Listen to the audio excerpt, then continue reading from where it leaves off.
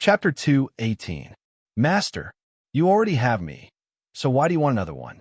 The sky demon said in a pitiful and aggrieved voice in Zhao Fu's mind. Hearing her words, Zhao Fu felt the same way. Now that he already has one sword, there's no need for a second one. Should I give this sword to someone else? I only listen to the orders of the person who subdued me. Suddenly, a cold and resolute voice sounded out in Zhao Fu's mind. This voice belonged to the Ghost King, the slaughtering ghost.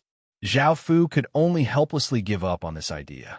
Seeing that there was nothing she could do, the sky demon could only unhappily harumph.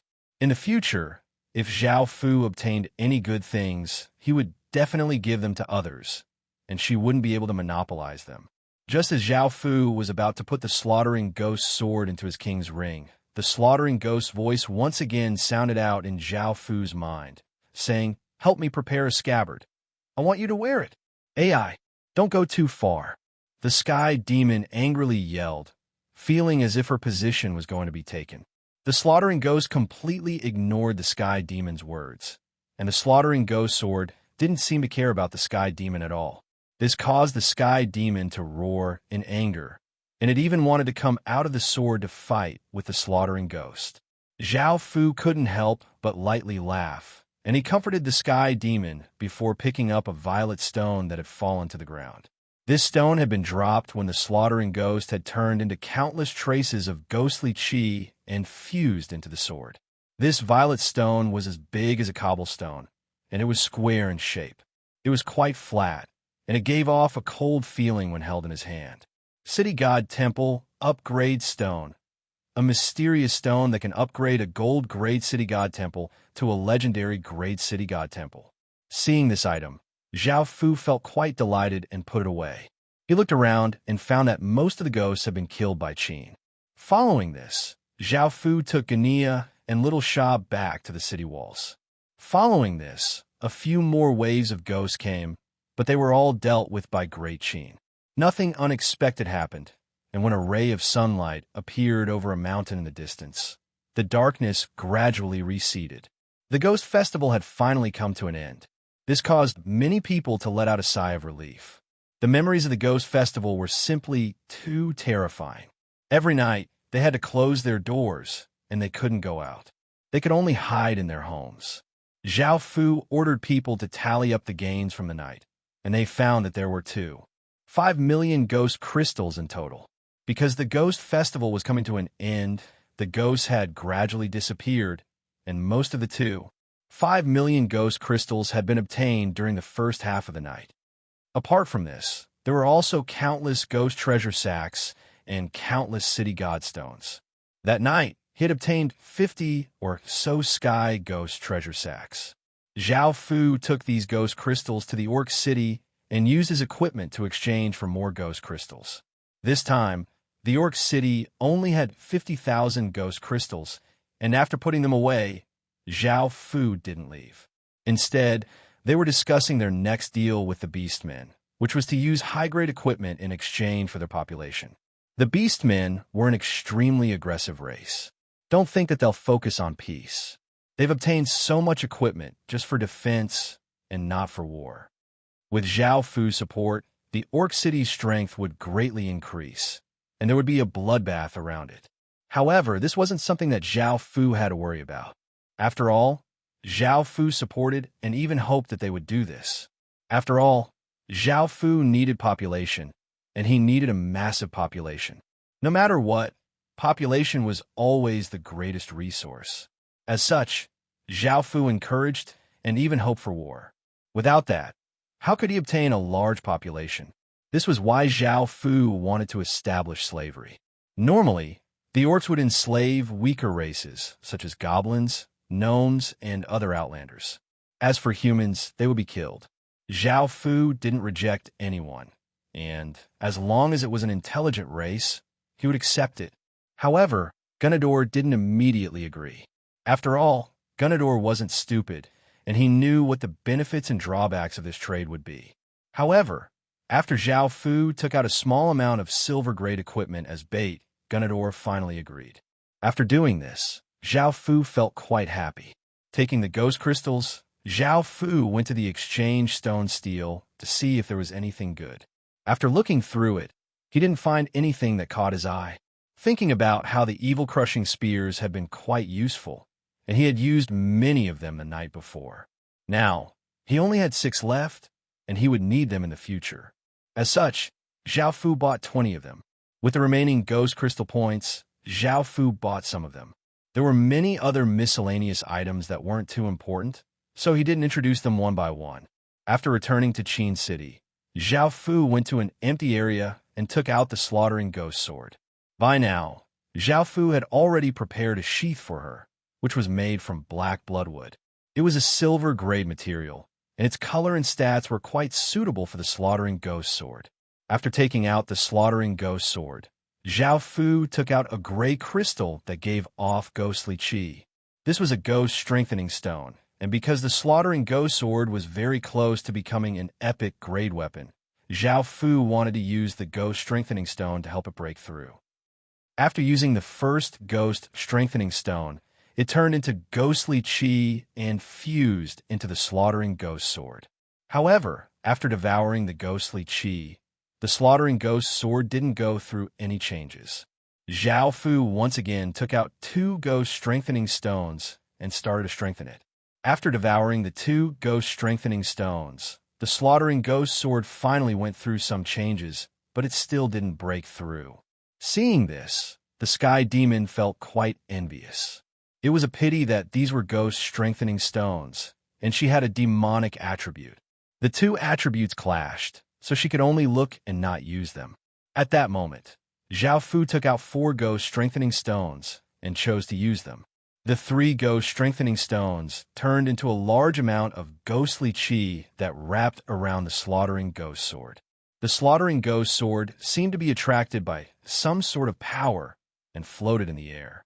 It gave off a blood-red light and a gray light, and being covered by these 2 lights, the slaughtering ghost sword seemed to go through some sort of transformation.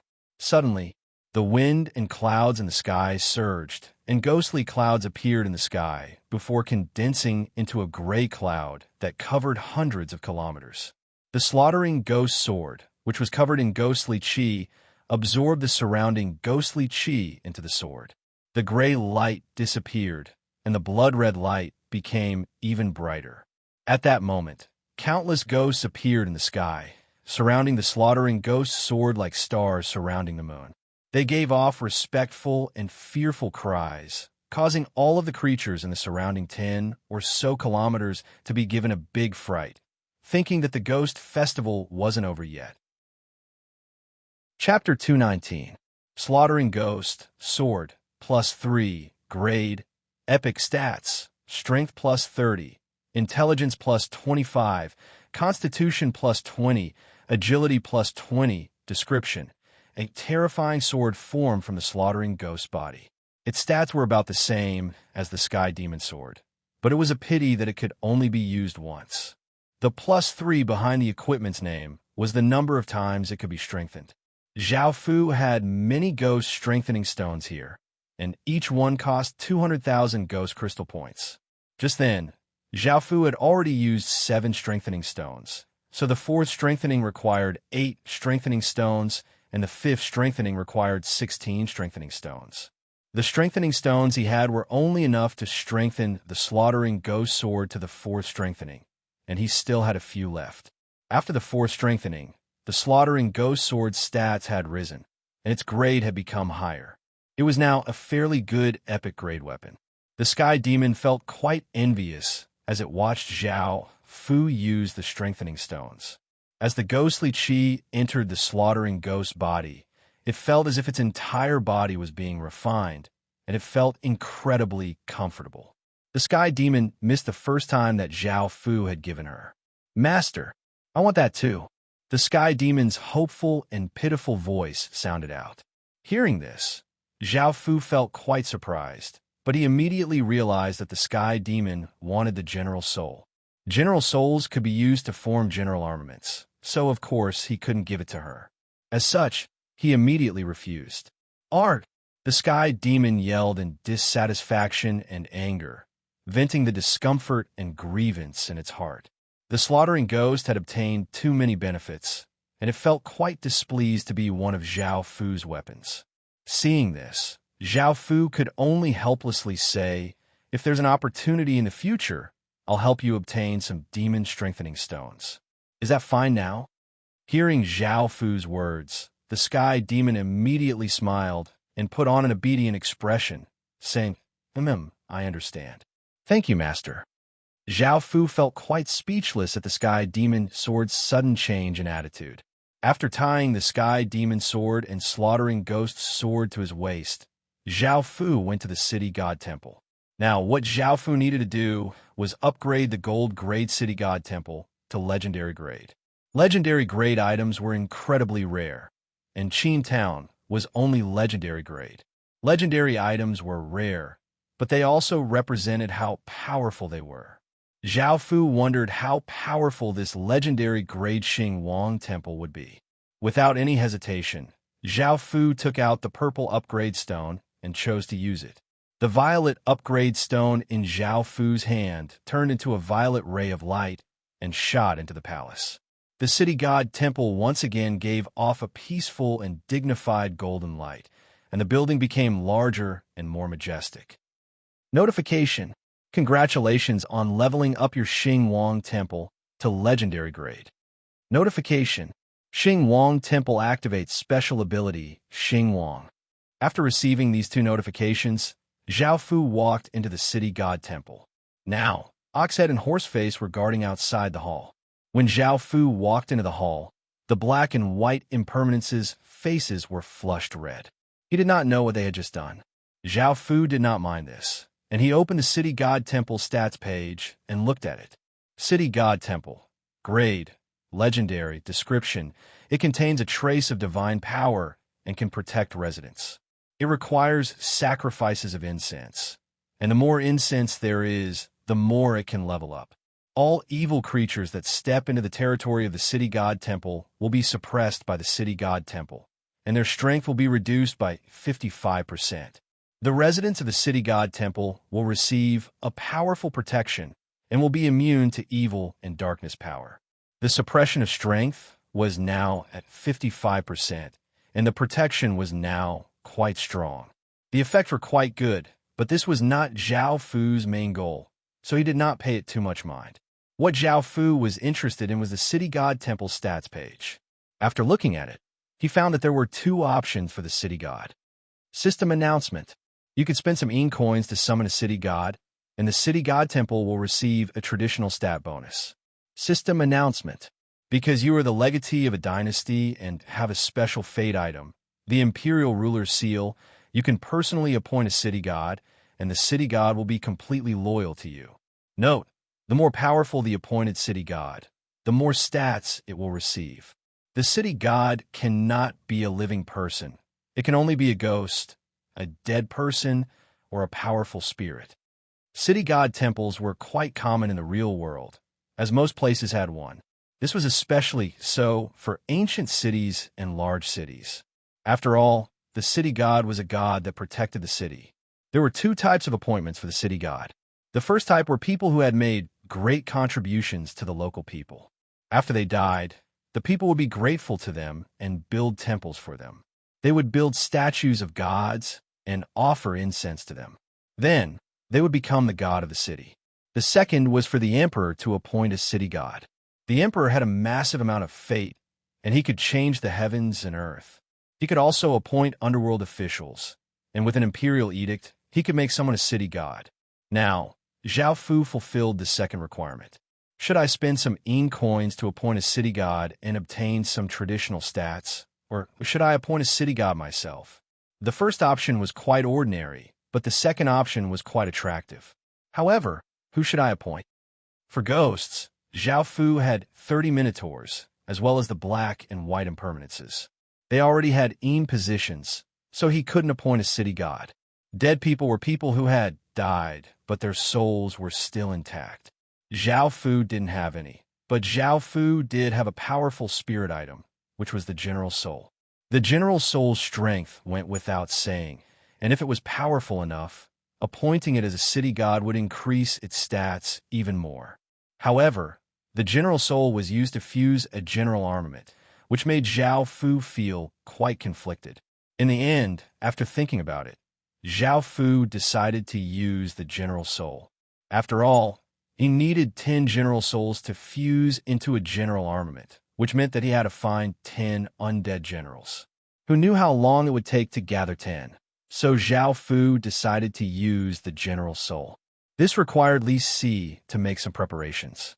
He first had to write an imperial edict and bring it to Zhao Fu, after which Zhao Fu used the imperial ruler's seal to stamp it. After being stamped with the imperial ruler's seal, the ordinary piece of paper instantly became different. It gave off a faint golden light, and some evil and demonic aura didn't dare to come close because of the fate. This was because Zhao Fu was still too weak right now. Once Zhao Fu became more powerful, an imperial edict would become an imperial writ, and it would be able to make devils and demons retreat. Zhao Fu placed the general soul on the general statue, and Li Si announced the imperial edict. By the will of the heavens, the emperor declares, sensing the chaos in the world and hundreds of ghosts rampaging about, thou art the city god of Qin's city to protect the commoners. Chapter 220. After Dark North Red Autumn heard the decree, the imperial decree turned into a ray of golden light and shot into Dark North Red Autumn's forehead. Dark North Red Autumn, who was half kneeling on the ground, gave off a wave of energy, causing him to change. Golden light shined out from his body, causing Dark North Red Autumn's soul state to become more corporeal and give off a dignified aura. His aura also became more powerful. The stone statue in the hall also changed. The original general's appearance disappeared and turned into Dark North Red Autumn's appearance. The stone statue and Dark North Red Autumn had become one. The stone statue had become Dark North Red Autumn's body, which was the city god's body. Commoners came to offer incense and gather faith energy, which could increase their strength. Even though the city god could also absorb faith energy and could be said to be a god in the real world, this was only a ghost profession and was different from a true god. System announcement. Your appointment as the city god has been successful. You have obtained an additional 15% suppression of evil energy and the authority to recruit 300 soldiers, increasing your protection. After successfully appointing the city god, Zhao Fu received a system announcement. Standing by the side, the black and white impermanences looked quite envious. In the underworld, the city god was a very important position and could govern a region. It turned out that it was so easy to become a city god. No wonder their families had done everything they could to keep them in the human world. After appointing the city god, Zhao Fu spent some coins to summon the 300 soldiers. Next, what Zhao Fu needed to do was to calculate all of the gains from the Ghost Festival. The one who had benefited the most from the Ghost Festival was undoubtedly Great Qin. In terms of professions, Great Qin had obtained the first-ranked 100 Ghost Illusionist, third-ranked Ghost Summoner, and ninth-ranked Nether Ghost Archer. These professions were all incredibly powerful, and they would become Great Qin's main force in the future. Even though there were not many people who could change professions, there would most likely be something in the future that would increase the number of professions. For example, Zhao Fu's King's Ring could increase the upper limit of professions, but it was only effective for professions below B grade. Now, there were other gains. During the Ghost Festival, Zhao Fu had spent most of his money on various items. At the same time, the effects of spending money were quite shocking. There were 90,000 or so ghost treasure sacks and 50,000 city god stones, which could be used to build 5,000 city god temples, as well as countless upgrade stones. After opening the 90,000 or so ghost treasure bags, apart from items and skills, there was also equipment. Adding on the materials used to make equipment, Zhao Fu had obtained 46,000 pieces of silver-grade equipment. Most system main cities wouldn't even have so many pieces of silver-grade equipment. Zhao Fu had also obtained 73 sky ghost treasure sacks, which contained 37 pieces of gold-grade equipment. Finally, there was also the epic-grade slaughtering ghost sword that Zhao Fu had obtained. Who else could achieve such a huge harvest? No one could compare with Qin's harvest. It was estimated that the harvest of several major forces could only be achieved by Qin Haodong. At the same time, it was also thanks to the efforts of everyone in Qin City. They didn't relax at all during the Ghost Festival. Each of them worked hard, which was why Qin City had such a harvest this time. Seeing their fatigued expressions, Zhao Fu ordered the residents of Qin City to put down everything and rest for a day before holding a grand celebration. After giving this order, everyone in Qin City cheered, and there was finally a festive atmosphere. The celebration soon began, and Zhao Fu personally rewarded and praised the generals and soldiers who had performed well. Following this, the celebration officially began. Zhao Fu wasn't used to this sort of liveliness, so he didn't participate. He only sat at the top and smiled as he looked at the joyous people. "Your Majesty, I still want to go to System Main City to have a look." Asani walked over to Zhao Fu's side, looking quite nervous as she looked at Zhao Fu with a look of hope in her eyes. Zhao Fu turned to look at Asani and smiled. She had put in a lot of effort during the Ghost Festival, so Zhao Fu nodded and agreed. However, Zhao Fu was still worried about her safety, so he told her to ask Lu Mei to take her with her every time she went. After hearing Zhao Fu's agreement, Asani smiled as she skipped away, looking quite lively and cute. As for Lu Mei, she had one foot on the table, drinking with someone else. Following this, Zhao Fu saw that the celebration was almost over, so he decided to leave and return to the real world to see what was going on. After returning to the real world, Zhao Fu opened his eyes, and that familiar feeling of hunger flooded into his mind. Zhao Fu could only ask his bodyguard to get him some food while he opened his computer and went to the Heaven Awakened World Forum to see what the various factions had obtained during the Ghost Festival. The top 4 professions had been obtained by an unknown faction, and Zhao Fu inwardly laughed because he had obtained 2 of these professions. However, the 5th-rank profession, the Berserker, was not obtained by a system faction, but by Great Xia's legatee, CG. The 6th-rank profession, the Demon Swordsman, was obtained by Great Shang.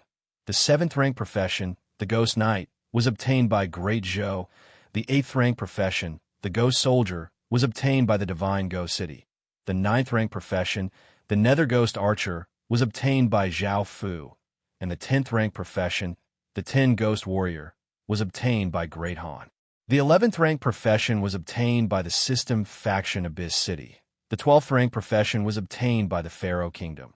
The 13th-rank profession was obtained by Great Tang, and the 14th-rank profession was obtained by an unknown faction. The 15th-rank profession was obtained by the Roman Empire. Most of the top 15 professions had been obtained by players, and only a few had been obtained by system factions. This would become a trend in the future. The future would be dominated by players. This was something that could not be changed. After looking at this information, Zhao Fu felt quite surprised. King Arthur's queen, who had shown brilliantly during the first 10,000 Flower Festival, did not obtain any professions this time. Could it be that the professions obtained weren't announced?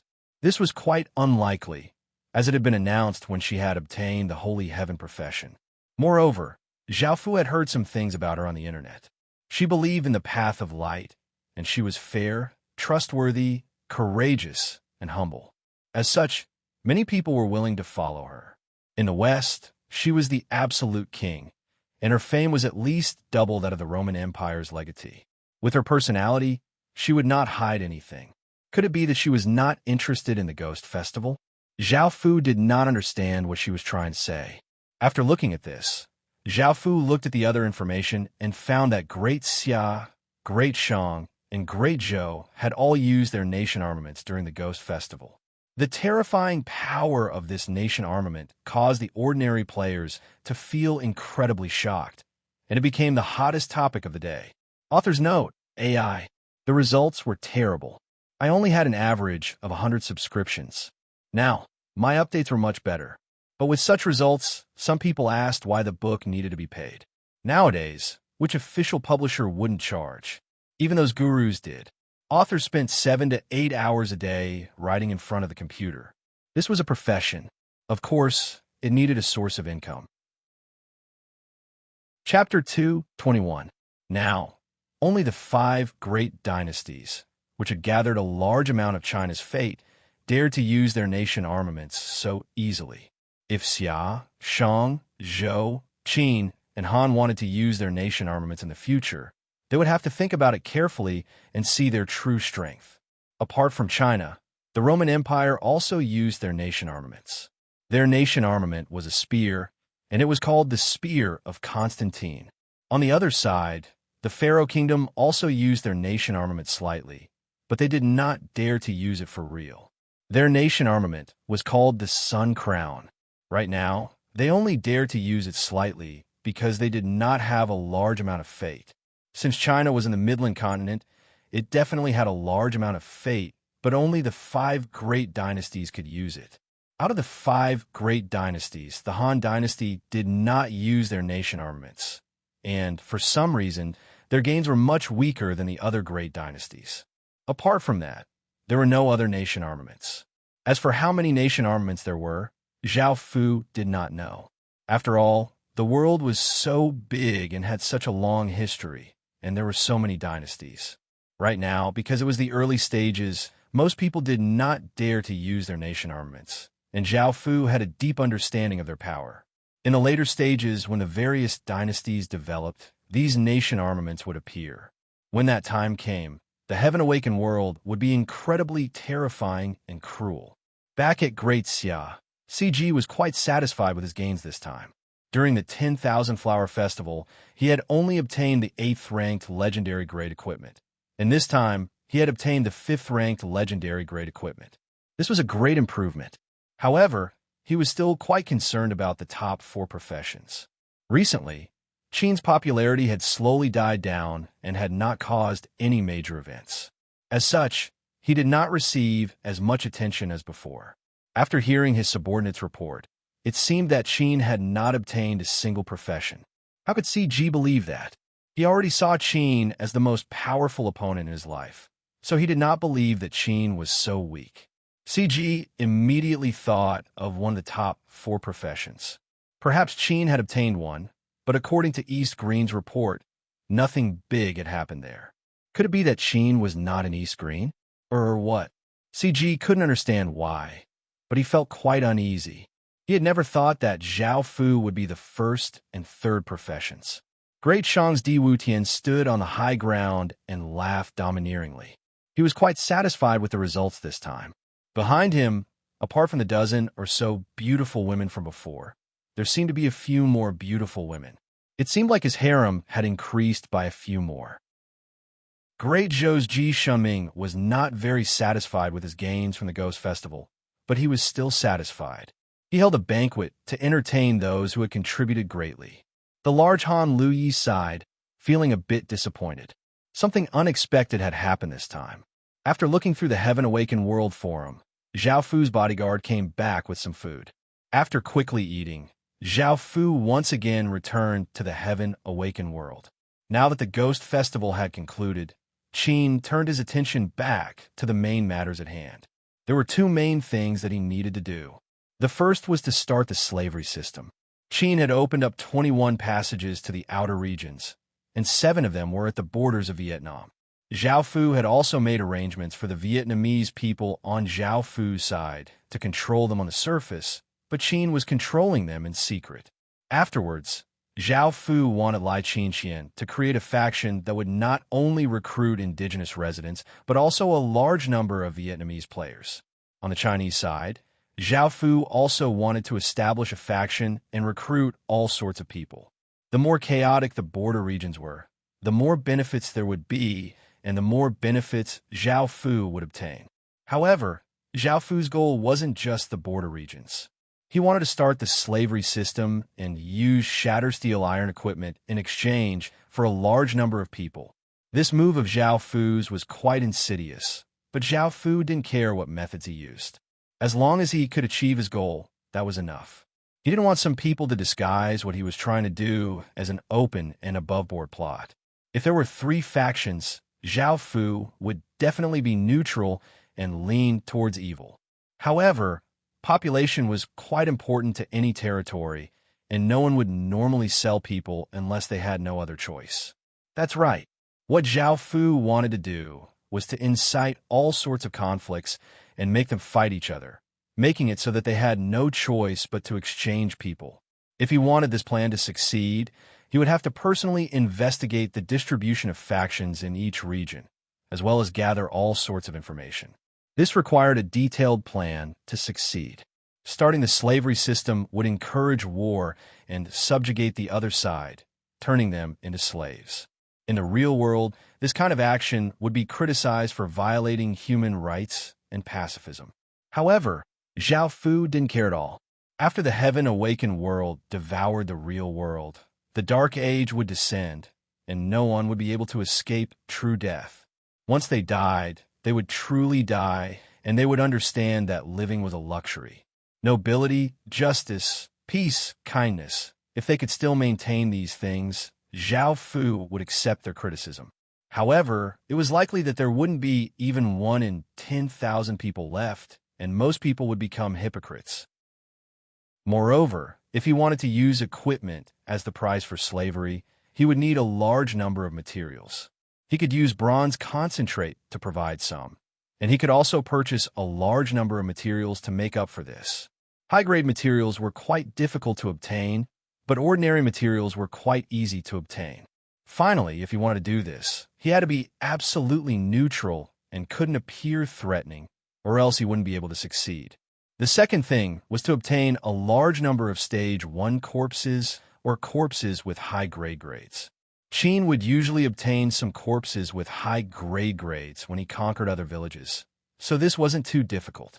However, Zhao Fu couldn't ask for too much, and he could only ask for grade corpses. Zhao Fu wanted soldiers with high-grade grades to cultivate faster and have better comprehension, and he wanted Stage 1 corpses to refine blood god pills to quickly raise their cultivations. Out of Zhao Fu's 20,000 soldiers, roughly 5,000 of them had Stage 0 to 7 or 0 to 8 cultivation. These were all veterans who had followed Zhao Fu before, so their cultivations were quite high, and most of them had a grade. Once he obtained a large number of Stage 1 corpses, Zhao Fu would instantly have 5,000 Stage 1 soldiers. However, it was quite difficult to obtain a large number of Stage 1 corpses, and only system main cities had them. There were very few cities like Battle City, which provided 20 or so corpses per day. Otherwise, with Battle City providing 20 or so corpses per day, Zhao Fu wouldn't have to worry about this at all. Could it be that he used some sort of method to start a war between two system main cities so that he could collect Stage 1 corpses? Chapter 222. At the same time, refining corpses required energy stones, and if Zhao Fu wanted to fully implement slavery, it would be equivalent to using money to buy people. This was already a losing business, and energy stones were quite expensive, 10 gold coins each, so 1,000 of them would be 10,000 gold coins. Zhao Fu did not have that much money. Indeed, if Zhao Fu wanted to carry out this plan, people like Zhao Fu, who did not lack money, would become incredibly poor. However, it was still possible to control this, but it would slow down the speed of development. Zhao Fu could start carrying out the first plan, but Zhao Fu had no idea what to do with the second plan, so he could only take things one step at a time. Zhao Fu took Lai Qinxian with him and started carrying out the plan. Elsewhere, Qin had reorganized his forces and started to conquer the outside world. However, every group now had 100 ghost illusionists, ghost summoners, and underworld ghost archers. The 100 ghost illusionists could cast the dark ghost world together, which was a powerful illusion that allowed Qin's forces to keep as many captives as possible and take as many people as possible. After Zhao Fu gave the order, Qin's various departments quickly started to carry out the plan.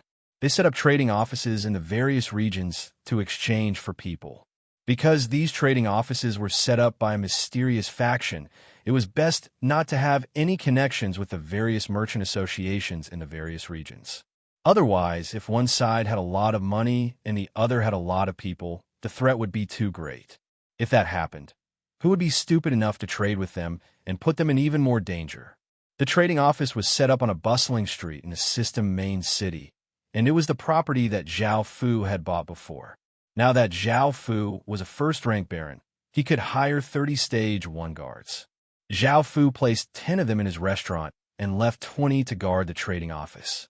Zhao Fu understood that once the trading center was established, it would definitely become a place of trouble, so he needed a powerful deterrence. Otherwise, he wouldn't be able to guarantee the safety of the trading center.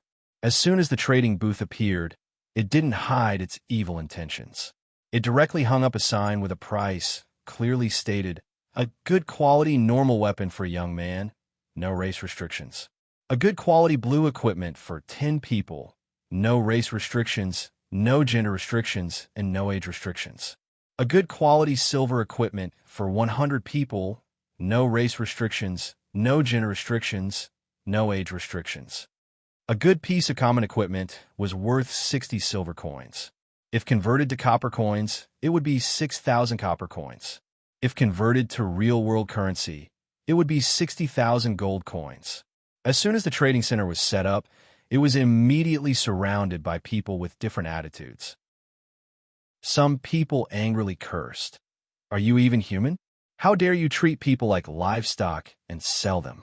Another person yelled, I'm a law student, and your actions are against the law. You'll be imprisoned for at least a few years. Some people also shouted angrily, this is too disrespectful of human rights. This kind of behavior is completely wrong. I hope you won't do this kind of thing. Otherwise, all of us will despise you and seriously protest against this kind of behavior. That's right. Don't you think people like you're going too far? You're actually using slavery in a civilized society. You're not a civilized person at all. Following this, 2 or 3 people took the lead, and many people became furious and started to curse at Zhao Fu's people. Zhao Fu, who wanted to see how the trading office was doing, couldn't help but laugh when he heard their words. Zhao Fu felt that after living in a civilized world for so long, their brains had become rusty, and they were becoming more and more stupid. After all, they still didn't understand their situation, and the system main cities behind them were still strictly regulated, so they didn't know how dark this world was. After the Heaven Awakened world devoured the real world, the Heaven Awakened world had become a world where the strong preyed on the weak. The system main cities had lost the power to restrict their actions, and there was no longer any order to them. Most players would lose their footing or be slaughtered by the system main cities. When that time came, they would be able to do whatever they wanted, including killing, robbing, raping, and taking revenge. There would be no power to restrict them, and they would be able to do anything. Do you think anyone will care? You're too weak. If someone kills you, they'll just kill you. It's just that simple, and if you die, you'll just die. When that time came, the people living in the civilized world would wake up and realize what kind of world this was. However, it would be too late, and Zhao Fu didn't have any intentions of saving them. However, no matter if one wanted to do evil or good, they needed the support of a powerful force. Hearing them talk about respecting life and spreading love, Zhao Fu felt quite disgusted. He stepped out, and a massive aura exploded out from his body, weighing down on the ordinary players' bodies. Everyone felt their bodies sink, and they felt incredibly shocked. The entire scene fell silent, and no one dared to say anything. If you want to trade, I welcome you. If you want to make trouble, you can die. Zhao Fu's cold voice and his massive aura caused everyone present to feel incredibly nervous, and they didn't dare to say anything. An average-looking woman with acne on her face mustered up her courage and said nervously, I'm not afraid of you. What you're doing is wrong. We need to respect human rights and spread love to the world to build civilization and harmony. What you're doing is like scum of the civilized world. What's the difference between you and scum? Pooh.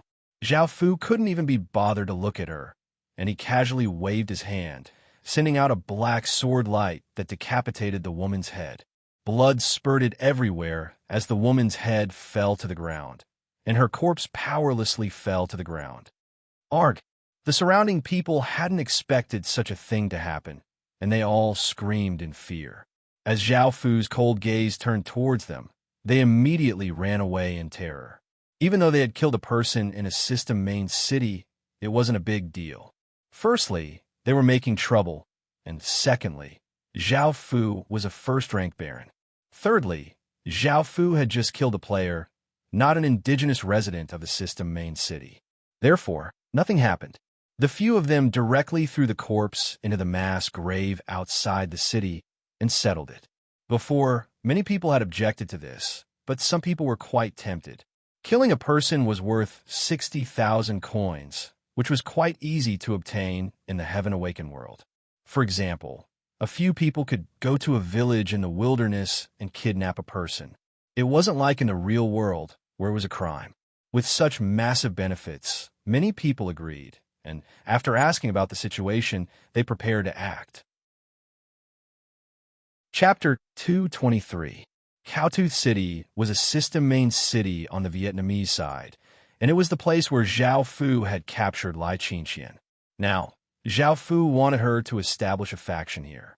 If you want to be above one person and below tens of thousands of people, you must first act like a leader. Zhao Fu looked at Lai Qingxian and saw that she gave off a weak aura, and she didn't seem like a leader at all. Even though he didn't need her to truly manage them, he still needed to look convincing, so he gave her a warning. Hearing this, Lai Qingxian earnestly nodded, indicating that she understood. When Zhao Fu had told her to be a leader, she had thought that she wouldn't be able to do it. However, after thinking about this great opportunity, if she could do it well, she would be able to enter the upper echelons of Qin City and enjoy supreme status and riches. If she missed this opportunity, she would be a small village chief and live an ordinary life. Lai Qingxian wanted to grab this opportunity, but in front of Zhao Fu, she didn't dare to act tough. After all, Zhao Fu's aura was simply too powerful. Seeing this, Zhao Fu brought Lai Qingxian to a property that he had bought here. This place had an area of 3,000 square meters, and it was not too expensive. As such, it was quite good for a faction to set up a base. Zhao Fu didn't set up a village here and develop it as a stronghold. After all, he had only just established his faction, so things weren't ready yet. As such, he would only do that after he developed his faction.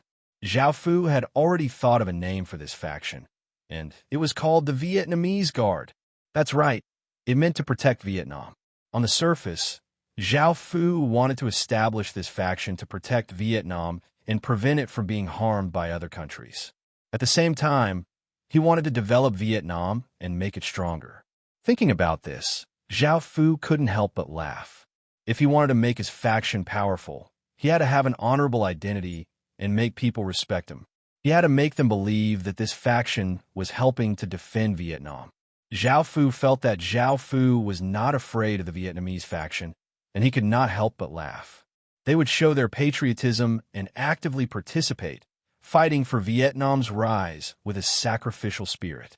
That way, the Vietnamese Guard would be able to infiltrate Vietnam and become a top-tier faction in Vietnam.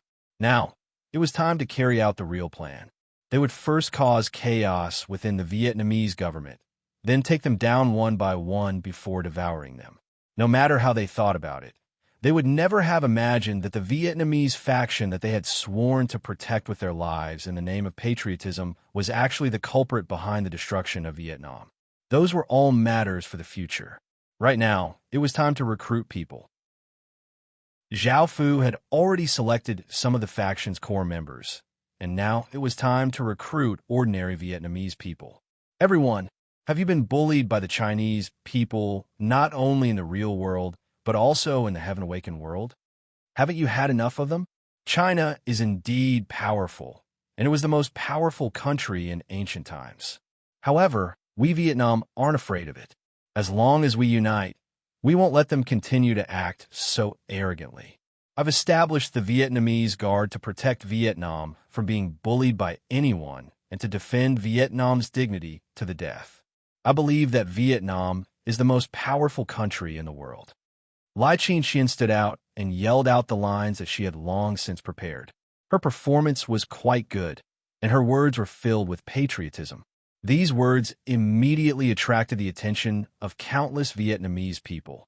Because the border region was quite chaotic and they were facing China, adding on all sorts of conflicts, both sides viewed each other with hostility. At that moment, Lai Qingxian's words immediately resonated with many people. Who wouldn't like their country being praised? There were 3 layers of people here, 3 layers of people outside, and a large number of people gathered. Lai Qingqian glanced at Zhao Fu, and Zhao Fu nodded. Lai Qingqian understood and continued to yell, "Everyone, think about our history of submitting to China and how we've been bullied by China for so many years. Now, we're facing other threats for Vietnam's borders. We can't continue to remain silent. We should stand up and unite. Join the Vietnamese Guard. Everyone, please come and take a look." These incredibly provocative words caused the Vietnamese people's blood to boil. Many women were so excited that they cried, and the men yelled, "I want to join." When they found out that the Vietnamese Guard's treatment was good, the crowd became even more enthusiastic. The scene was bustling, and it was almost uncontrollable. Ordinary members received 1,000 copper coins per month, which was worth 10,000 in the real world. Elite members received 3,000 copper coins per month, which was worth 30,000 in the real world. Now that prices had plummeted, money in the real world was not worth much, but this amount still caused many people to feel incredibly excited. To Zhao Fu, this amount of money wasn't much at all. Moreover, they had to pay more than they received, as they had to do many things in a month. Now that the Vietnamese Guard had a righteous appearance and was being treated so well, everyone wanted to join the Vietnamese Guard, regardless of whether they were men or women, young or old. Of course, Zhao Fu did not accept just anyone. He would not be so stupid as to spend money on those who were useless or had low battle power. After some selection, the Vietnamese Guard now had 1,500 people. To assist a main city that had around 1 million players, this was quite a small number. However, the faction had only just been established, and its foundation wasn't stable yet, so they had only recruited so few people. After the faction's foundation was stable, they could slowly expand and develop until they covered every corner of Vietnam.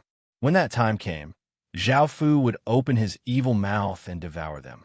They didn't expect Qin to be controlling all of this, but by the time they realized it, it was already too late. Looking at the Vietnamese people's faces brimming with confidence, excitement, and joy, Zhao Fu also smiled, but it contained a trace of coldness. Now that the strategy that he had set up was finally being carried out, Zhao Fu felt more at ease. Now it was time to slowly develop and plan for the next phase of the strategy.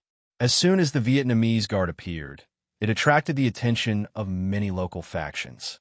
Many people were quite wary of this faction that had suddenly appeared and was quite famous. However, as the Vietnamese Guard expressed all sorts of goodwill, they relaxed their wariness. This was especially so for those in the Vietnamese military. They liked this sort of patriotic faction. After all, the Vietnamese Guard's goal was to protect Vietnam, unlike other factions. This didn't conflict with their interests, and it was the same as their duties as soldiers. As such, the Vietnamese military planned to help the Vietnamese Guard develop quickly. Chapter 224. After dealing with the Vietnamese Guard, Zhao Fu returned to Qin City.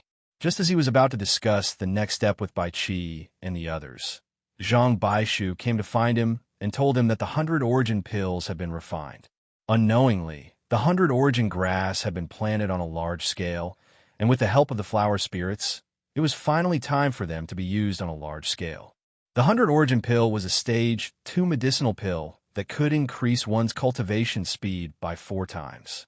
With this medicinal pill, Zhao Fu's soldiers would be able to cultivate even faster. At the very least, their cultivation speed would not be any slower than that of soldiers from main cities.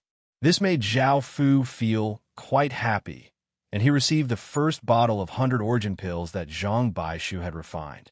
The 100 origin pills were as big as soybeans and were a dense green color. They didn't smell like medicinal pills, but like a type of grass, and they gave off a faint fragrance. Zhao Fu consumed one and felt a large amount of spirit energy spread out in his abdomen. The effects were quite good, and he smiled as he said in a cordial tone, "Baishu, go back and refine more. Go back and refine it so that the entire army can use it." Zhang Baishu looked quite delighted, and he felt quite flattered by Zhao Fu's tone. He was already quite satisfied that Zhao Fu was satisfied, so he obeyed and began to refine a large number of 100-origin pills. Following this, Zhao Fu discussed with Bai Qi and the others about the strategic direction for the future, as well as some other matters. After making these decisions, Zhao Fu went to talk to Ba Qing. After all, conquering the outside world required money, and exchanging equipment for soldiers required even more money. There were many other things that required money, and after the Ghost Festival, Qin City was quite short on money. Ba Qing, what do you think of the business side? Zhao Fu sat on a chair and looked at Ba Qing, who gave off a virtuous aura.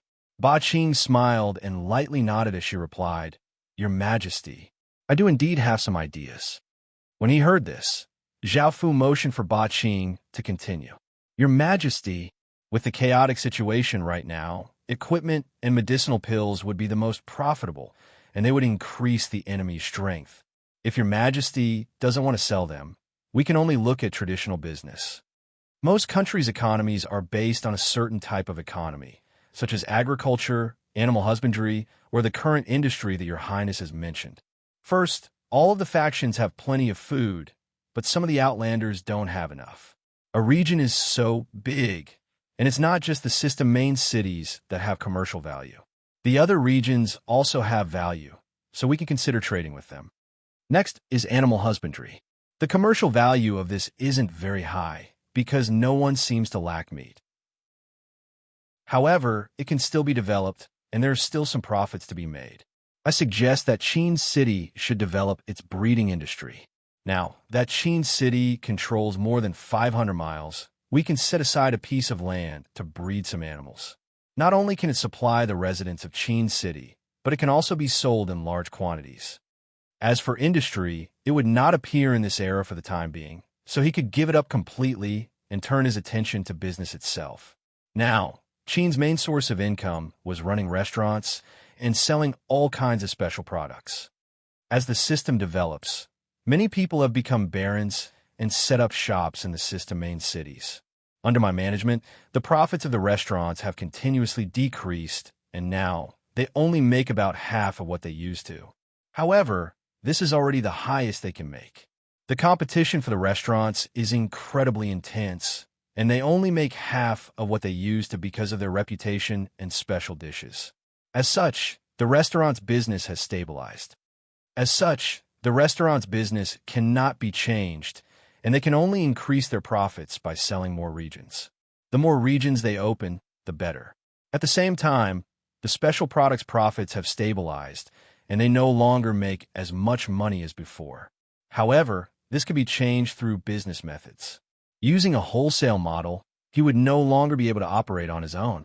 Instead, he would be able to sell them at a slightly lower price. He would be able to maximize the sales volume and obtain profits. There are also special products such as East Green's freshwater fish, Red Plum Plains red plums, and 100 Bamboo's bamboo rats. These can be farmed, so they don't have to spend money to buy them. Instead, they can set up their own farming regions in different regions. This way, they can make even more profits, as there are no costs. It's a pity that most people are self-sufficient in the Heaven Awakened world, or else they would be able to make even more profits. After hearing Ba Qing's words, Zhao Fu felt that there were still many things that he had not taken care of. Ba Qing was indeed a genius in this area, and she was able to immediately see so many problems. The restaurant's business caused Zhao Fu to sigh. The restaurant's business was Qin Town's first pot of gold, but as other people's statuses rose, Zhao Fu's advantage no longer existed. However, how are we going to do this? Zhao Fu asked. Some of the things that Ba Qing said could be done, while others couldn't. For example, there were hundreds of times more people in the wilderness than in the system main cities, so there was indeed a lot of profit. However, how are we going to do this? The wilderness is so big, and the villages are scattered all over the place. So how can we trade with them? This seems impossible. If their location was exposed, Zhao Fu wouldn't just be doing business with them. Indeed, this was a world where good and evil coexisted, and there were some benefits to living in villages. As such, Zhao Fu's methods could be gentler. What Zhao Fu needed was people. No matter what method he used, the more people he had, the better. However, he didn't want to put his soldiers in danger. After all, this was a world where the strong preyed on the weak. It had been said before that Zhao Fu's faction was neutral, and it leaned towards evil. After all, completely good people wouldn't live for long in this world. Apart from this, there were other things that could be done, such as developing agriculture, animal husbandry, and establishing their own farms in the various regions. In the future, they would be able to expand and consolidate the area that they controlled. However, this would require a lot of manpower, and it would take at least a few hundred soldiers to ensure their safety. Zhao Fu could only carry out this plan after exchanging equipment for a large number of people. I understand. I'll take care of this matter. Zhao Fu was quite pleased with Ba Qing's ideas, as they would be of great help to Qin Town's business. Ba Qing happily smiled.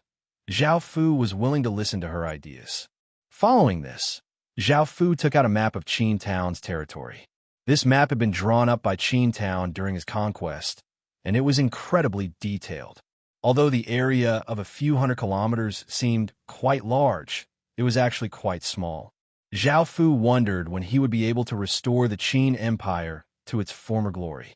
Zhao Fu found a relatively flat area and planned to go there later to see if he could develop animal husbandry there. Chapter 225. A town. Zhao Fu felt quite surprised and delighted as he said, "Tell me about this in detail." The soldier obeyed and told Zhao Fu everything that had happened. It turned out that it was not Qin who had discovered them, but that they had entered Qin's territory first. In order to ensure Qin's safety, Zhao Fu had set up a few layers of defenses. The first layer was the outermost region, which was within Qin's territory. There was a cordon, and there were not many people stationed there. However, it was incredibly tight, and most of them were rat folk scouts. Once anyone entered Qin's territory, Qin would immediately be notified and would be prepared to face the enemy. This time, a group of soldiers had entered Qin's territory and were discovered by the rat folk. However, this group of soldiers only went around Qin's territory and did not go too deep. They did not discover Qin and returned to their own territory. However, now their tracks had been exposed. The rat folk assassins who had followed them found out that this was a town, so they immediately came back to report. After hearing the soldiers' report, Zhao Fu thought for a moment and decided to go and have a look. Most of the soldiers had not returned, but Zhao Fu did not plan to summon them back. After all, once a town became suppressive level, it would not be easy to take it down, unlike a village. Mountain Willow Town was an exception. Zhao Fu had relied on the Liu family's reputation and the majority of the Liu family supporters to defeat Zhang Hong and take over Mountain Willow Town. This time, it was evident that such a good thing would not happen. Zhao Fu rode on Little Black and brought the rat folk who had discovered the town and Little Sha to go and take a look. A few hours later, Zhao Fu came to a high ground and looked at the town in the distance. This town was located on a very flat area, and the surrounding land was fertile and filled with crops. The town was slightly bigger than Mountain Willow Town, and it had around 30,000 residents. The town walls were 6 meters tall, and the guard were quite strict. They all held weapons and looked around the town. There were many residents walking to and fro in front of the town gates. It seemed that the town was developing quite well, and it looked quite prosperous. This was a small town, and it would not be easy to take it down. If they attacked it forcefully, Zhao Fu would suffer heavy losses. Suddenly, Zhao Fu thought of the 100 Ghost Illusionist combination skill, Dark Ghost World. This skill was rated S+, and it was a combination skill. The reason why it was called a combination skill was that the more people there were, the more terrifying the effect would be. However, this town was just too big. Adding on the fact that the city walls covered an area of more than 10 kilometers, it was impossible for the Dark Ghost World created by 300 Ghost Illusionists to completely cover it. Unless Zhao Fu had thousands of 100 Ghost Illusionists, he would be able to create a super illusion world and drag everyone into the Dark Ghost World, causing them to have a mental breakdown. That way, Zhao Fu would be able to easily take down the town. It was a pity that Zhao Fu only had 300 Ghost Illusionists, and they would only be able to create a dark ghost world that covered an area of 6 kilometers. After thinking for a moment, Zhao Fu decided to retreat and gather his soldiers before proceeding with the next step. However, Zhao Fu left a few assassins here to gather information. It would be best if they could capture a captive and obtain information about the town. Zhao Fu's assassins were also quite powerful. After returning to Qin City, Zhao Fu gave the order to recall all of his soldiers. However, this would take some time, as it would take some time for the soldiers to return and relay the order. At that moment, another void beast respawned, so Zhao Fu decided to temporarily open a passage to the outside world. After Zhao Fu opened the passage, the soldiers would most likely return. Now that they had an advanced teleportation channel, it was much more convenient for Qin City. This time, Zhao Fu was going to open a passage to a place called Green Apricot. Zhao Fu had long since known about Green Apricot because one of the 4 people from the Qin Resistance Alliance was there. It's Great Shun. Great Shun was the regime established by Li Zicheng at the end of the Ming Dynasty. It was he who had overthrown the Great Ming Dynasty, forced the last emperor of the Ming Dynasty to his death, and conquered the capital. It was a pity that Li Zicheng didn't have the last laugh. Wu Sangui had allowed the Qing army to enter, and Li Zicheng's army had been defeated. Great Shun's regime had been destroyed, and Great Shun's legatee had been taken by the Qing army. However, because Great Shun had overthrown a dynasty, it had received a lot of fate, and its legacy was better than that of an ordinary dynasty. Now that Zhao Fu had come here, he naturally wouldn't let Great Shun have an easy time. Since they were opposing Qin City, Zhao Fu had to act first. Even though he wouldn't be able to destroy Great Shun, he would be able to restrict its development. It would be best to weaken it as much as possible, and once Qin City developed, they would be the first to attack. This would inadvertently help the Great Ming Dynasty. After all, the Great Ming Dynasty's enmity with Great Shun was the greatest, and it was just that it wasn't convenient for them to act right now. Zhao Fu's opinion of the Great Ming Dynasty was quite good, and it was a bit better than the other dynasties. It wasn't like the Han and Tang dynasties, nor was it like the Song and Qin dynasties. Even though most of the emperors in history were muddle-headed, they were at least courageous. The Son of Heaven defends the kingdom, and the king dies for the kingdom. However, Zhao Fu only felt admiration towards the Great Ming Dynasty. This wouldn't affect his strategy at all, nor would he show any mercy. After all, the Great Ming Dynasty was one of the most powerful opponents. Green Apricot was mostly located in forests, and most of the trees were like the green apricot tree.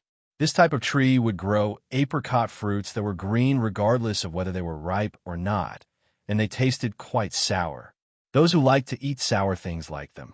There were 4 system main cities here, and Great Shun occupied a system main city called Apricot City.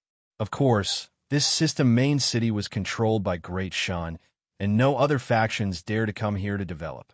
After all, a dynasty legacy wasn't something that ordinary families could resist. After opening up the passageway here, Zhao Fu had left a few spies here and had them gather as much information as they could about Great Shun so that they could come up with a plan to restrict Great Shun. However, there was the shadow of the school of vertical and horizontal, so Zhao Fu had to be careful in case they had hidden tricks up their sleeves. Now that the regions were all different, it was impossible for the school of vertical and horizontal to work together. As such, Zhao Fu had to take advantage of this opportunity to take them down one by one. Once the regions were all connected, the school of vertical and horizontal would place Qin in an incredibly dangerous position. Even if Zhao Fu stood against them, he wouldn't be able to gain any benefits. However, they would hold Qin back and restrict Qin's development, while Xia, Shang, Zhou, and Han would be able to rapidly develop. The school of vertical and horizontal was simply too troublesome, and when Zhao Fu thought of that, a cold glint appeared in his eyes. Chapter 226. A few hours later, Zhao Fu led his soldiers, as well as Bai Qi and a few of his generals, to a hillside and looked at the town in the distance. Because the town was different from a village, it had its own defenses. If Zhao Fu's soldiers recklessly advanced, they would definitely be exposed. At this moment, a few black-hooded rat man assassins knelt on the ground and respectfully reported, "Your Highness, we've already captured a captive, and we've used torture to make him submit." Hearing this, Zhao Fu turned his head and said softly, "Bring him up." "Yes." The soldier obeyed and brought a middle-aged man with a wretched appearance to Zhao Fu. The middle-aged man had bloodstains on his body and a look of fear on his face. After he was brought in, he knelt on the ground and trembled. When he saw such a powerful group of soldiers appear here and that he had been captured, he could sense that something was wrong. He knew that the town was in danger, and he knew that the town would definitely lose. On his way here, he saw that not only did the soldiers all have powerful auras, but they were also all equipped with silver-grade equipment. There were at least 20,000 soldiers, while the town's population was only 30,000. 5,000 of them were soldiers, and this was already a sure loss for the town. It was impossible for the town to win, and the key was how the other side would conquer the town. Therefore, he had chosen to surrender rationally in order to preserve his life. "What's your name?" Suddenly, a young man's dignified voice sounded out, and the middle-aged man immediately replied, "Sir, it's a small matter. My name is He Jian." Zhao Fu's gaze fell on He Jiansheng. "Then tell me roughly what you know, mainly about your town's military strength, population, and lord. Be more detailed." Yes. He Jian immediately agreed, trembling. He understood that this was the key to his survival. He then began to tell Zhao Fu everything he knew about the town. After learning this information, Zhao Fu briefly sorted it out. This town was called Highstone Town, and the mayor was called Xiang Xiaotian. His strength was at stage 2, and Highstone Town's population was 30,000. There were roughly 5,000 soldiers, and most of them were equipped with common-grade equipment. Normally, there would be 3 exploration teams outside. This was mainly to find resources or villages outside of the territory. Highstone Town had already devoured a few villages, so its development was slightly faster than ordinary towns. This scouting team should be the team that broke into Qin's territory. Each of these 3 scouting teams had about 300 people. Now, there were still 2 teams that would not return until tomorrow afternoon, so the number of troops could be reduced by 600. In terms of defense, there were both open and hidden sentries scattered around the town. There were also some soldiers patrolling the town, and they did a very good job. Zhao Fu was quite impressed with the mayor. Zhao Fu also asked about the location of the barracks, because most soldiers were either training or cultivating when they had nothing to do. If there were no accidents, they wouldn't all be guarding the city walls. He Jian obediently told Zhao Fu the location of the barracks. It was on the west side of the town. After learning about it, Zhao Fu had an idea. After ordering people to bring He Jian away, Zhao Fu started to discuss with Bai Qi and the others, and they prepared to take action that night. Time quickly passed, and in the blink of an eye, it was already midnight. However, at this moment, it started to drizzle, bringing with it a trace of coldness. There were no stars in the night sky, and it was quite dark. Visibility was not good, and the sound of the rain affected one's hearing. This was a good time to take action. Within the forest near Highstone Town, there were 30 or so soldiers in charge of hidden sentries. Some were hiding in trees, some were hiding in bushes, and some were hiding behind large rocks. They vigilantly looked around, and as soon as there was even the slightest movement, they would know. However, the night was completely dark and it was drizzling. In this sort of environment, it was easy for people to relax, as it was impossible for them to be constantly on guard. Hearing the sound of the rain falling, they looked around in the darkness. It was just like before, and nothing much had changed. They continued to stand guard, not knowing that death was approaching them. Suddenly, like a gust of wind, a figure wearing a black hood appeared behind a hidden sentinel. The sentinel was startled, and just as he was about to shout, his mouth was covered. A sharp dagger slit his throat, causing blood to spurt out. Before the sentinel died, a look of shock appeared on his face, as if he hadn't expected this. At the same time as this sentinel died, another 7 sentinels were killed. With so many sentinels dying in such a short period of time, a few of the more experienced sentinels immediately felt that something was wrong. They wanted to shout out to everyone to be on guard and let Highstone Town know that an enemy had appeared. However, before they could even shout, arrows pierced through their chests, causing them to die in an instant. At this moment, it was quite easy for assassins to deal with sentinels. This could be considered as a type of weapon that countered the sentinels. After dealing with the hidden sentinels, Zhao Fu killed the sentinels in the open and immediately ordered Wang Jian to take some soldiers, roughly 300 ghost illusionists, to the west of the town. After dealing with the sentinels, things became much easier. Under the cover of the night, Wang Jian and his soldiers stealthily made their way to the west side of the town. At this time, the 100 ghost illusionists raised their staffs made from locust wood. Locust wood was a type of ghost tree, and the staffs made from it were perfect for 100 ghost illusionists. The 300 magic staffs gave off a faint gray light, resonating with each other and giving off a strange energy fluctuation. Dark ghost world. At this moment, the 300 ghost illusionists inwardly cried out and used a skill, stabbing their magic staffs into the ground. A formless energy fluctuation instantly spread out. Strands of gray, ghostly chi drilled out from the ground and quickly spread out. In just a few moments, it had covered the entire west side of Highstone Town. From the outside, it looked like the west side of Highstone Town was completely covered in gray fog, giving off an eerie and terrifying aura. Not only the people who were sleeping soundly, but even the soldiers standing on the city wall did not notice anything. They only saw the fog, and then the scene before their eyes flashed, and their surroundings changed. There was nothing, only darkness, and they were left standing alone in the same place. A gray, ghostly moon appeared in the sky, and numerous malicious ghosts drilled out from the ground and pounced towards the soldiers. The soldiers attacked with their swords in fear, but found that no matter how they attacked, they couldn't hit the ghosts. As such, they could only run in fear. However, no matter how they ran, they couldn't escape from this place. Chapter 227. The western side of Highstone Town was completely under Zhao Fu's control, and Wang Jian immediately gave the signal that their plan had succeeded. Seeing this, Zhao Fu started to carry out his plan.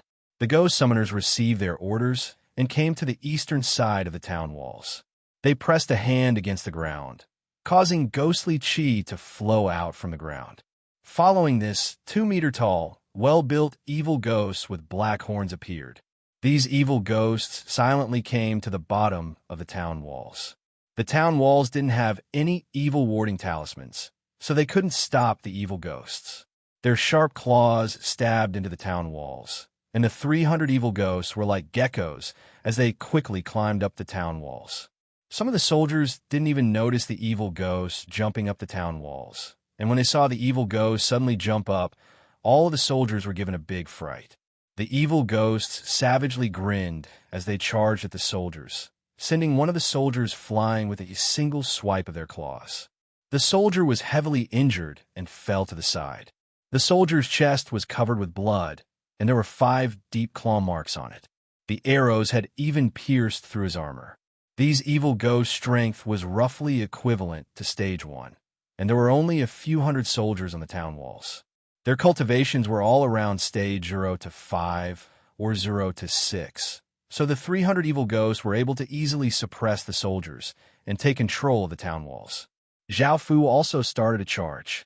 20,000 soldiers flooded towards Highstone Town. The sounds of battle from before had already caused quite a commotion, and now that there were so many soldiers charging at them, it was impossible for no one to hear them. The residents, who had been sleeping soundly, immediately woke up. Instantly, all of Highstone Town's residents realized that something was off, and the sounds of fighting came from the eastern side, causing Highstone Town to fall into chaos. However, by now, it was too late. Zhao Fu had already taken down the eastern town gates and led a large number of soldiers to attack the town mayor's residence. Bai Qi, Wei Liao, both of you take a portion of the soldiers and block the people coming from the south and north. The western and eastern sides of Highstone Town were now under Zhao Fu's control, and the western side was deathly silent. Most of Highstone Town's soldiers and residents had been pulled into the dark ghost world and were unable to escape. Now, only a small portion of the soldiers and residents were left to defend the northern and southern sides. The outcome of the battle had already been decided, and what Zhao Fu needed to do now was to end the battle as quickly as possible. As such, he loudly gave the order and led a large number of soldiers to charge into the mayor's mansion. In the mayor's mansion, a fair-skinned young man had woken up a long time ago. In the face of his sudden attack, he was stunned at first, but his reaction was extremely fast, and he gave the order to mobilize the troops. However, when the order was given, there was no response. Soon after, a soldier came to report that the west side of the town was completely shrouded in fog, and the soldiers could not enter. Once they entered, they would lose all contact. That was because the nether ghost world that Zhao Fu had set up was not only an illusion technique, but also an illusion barrier.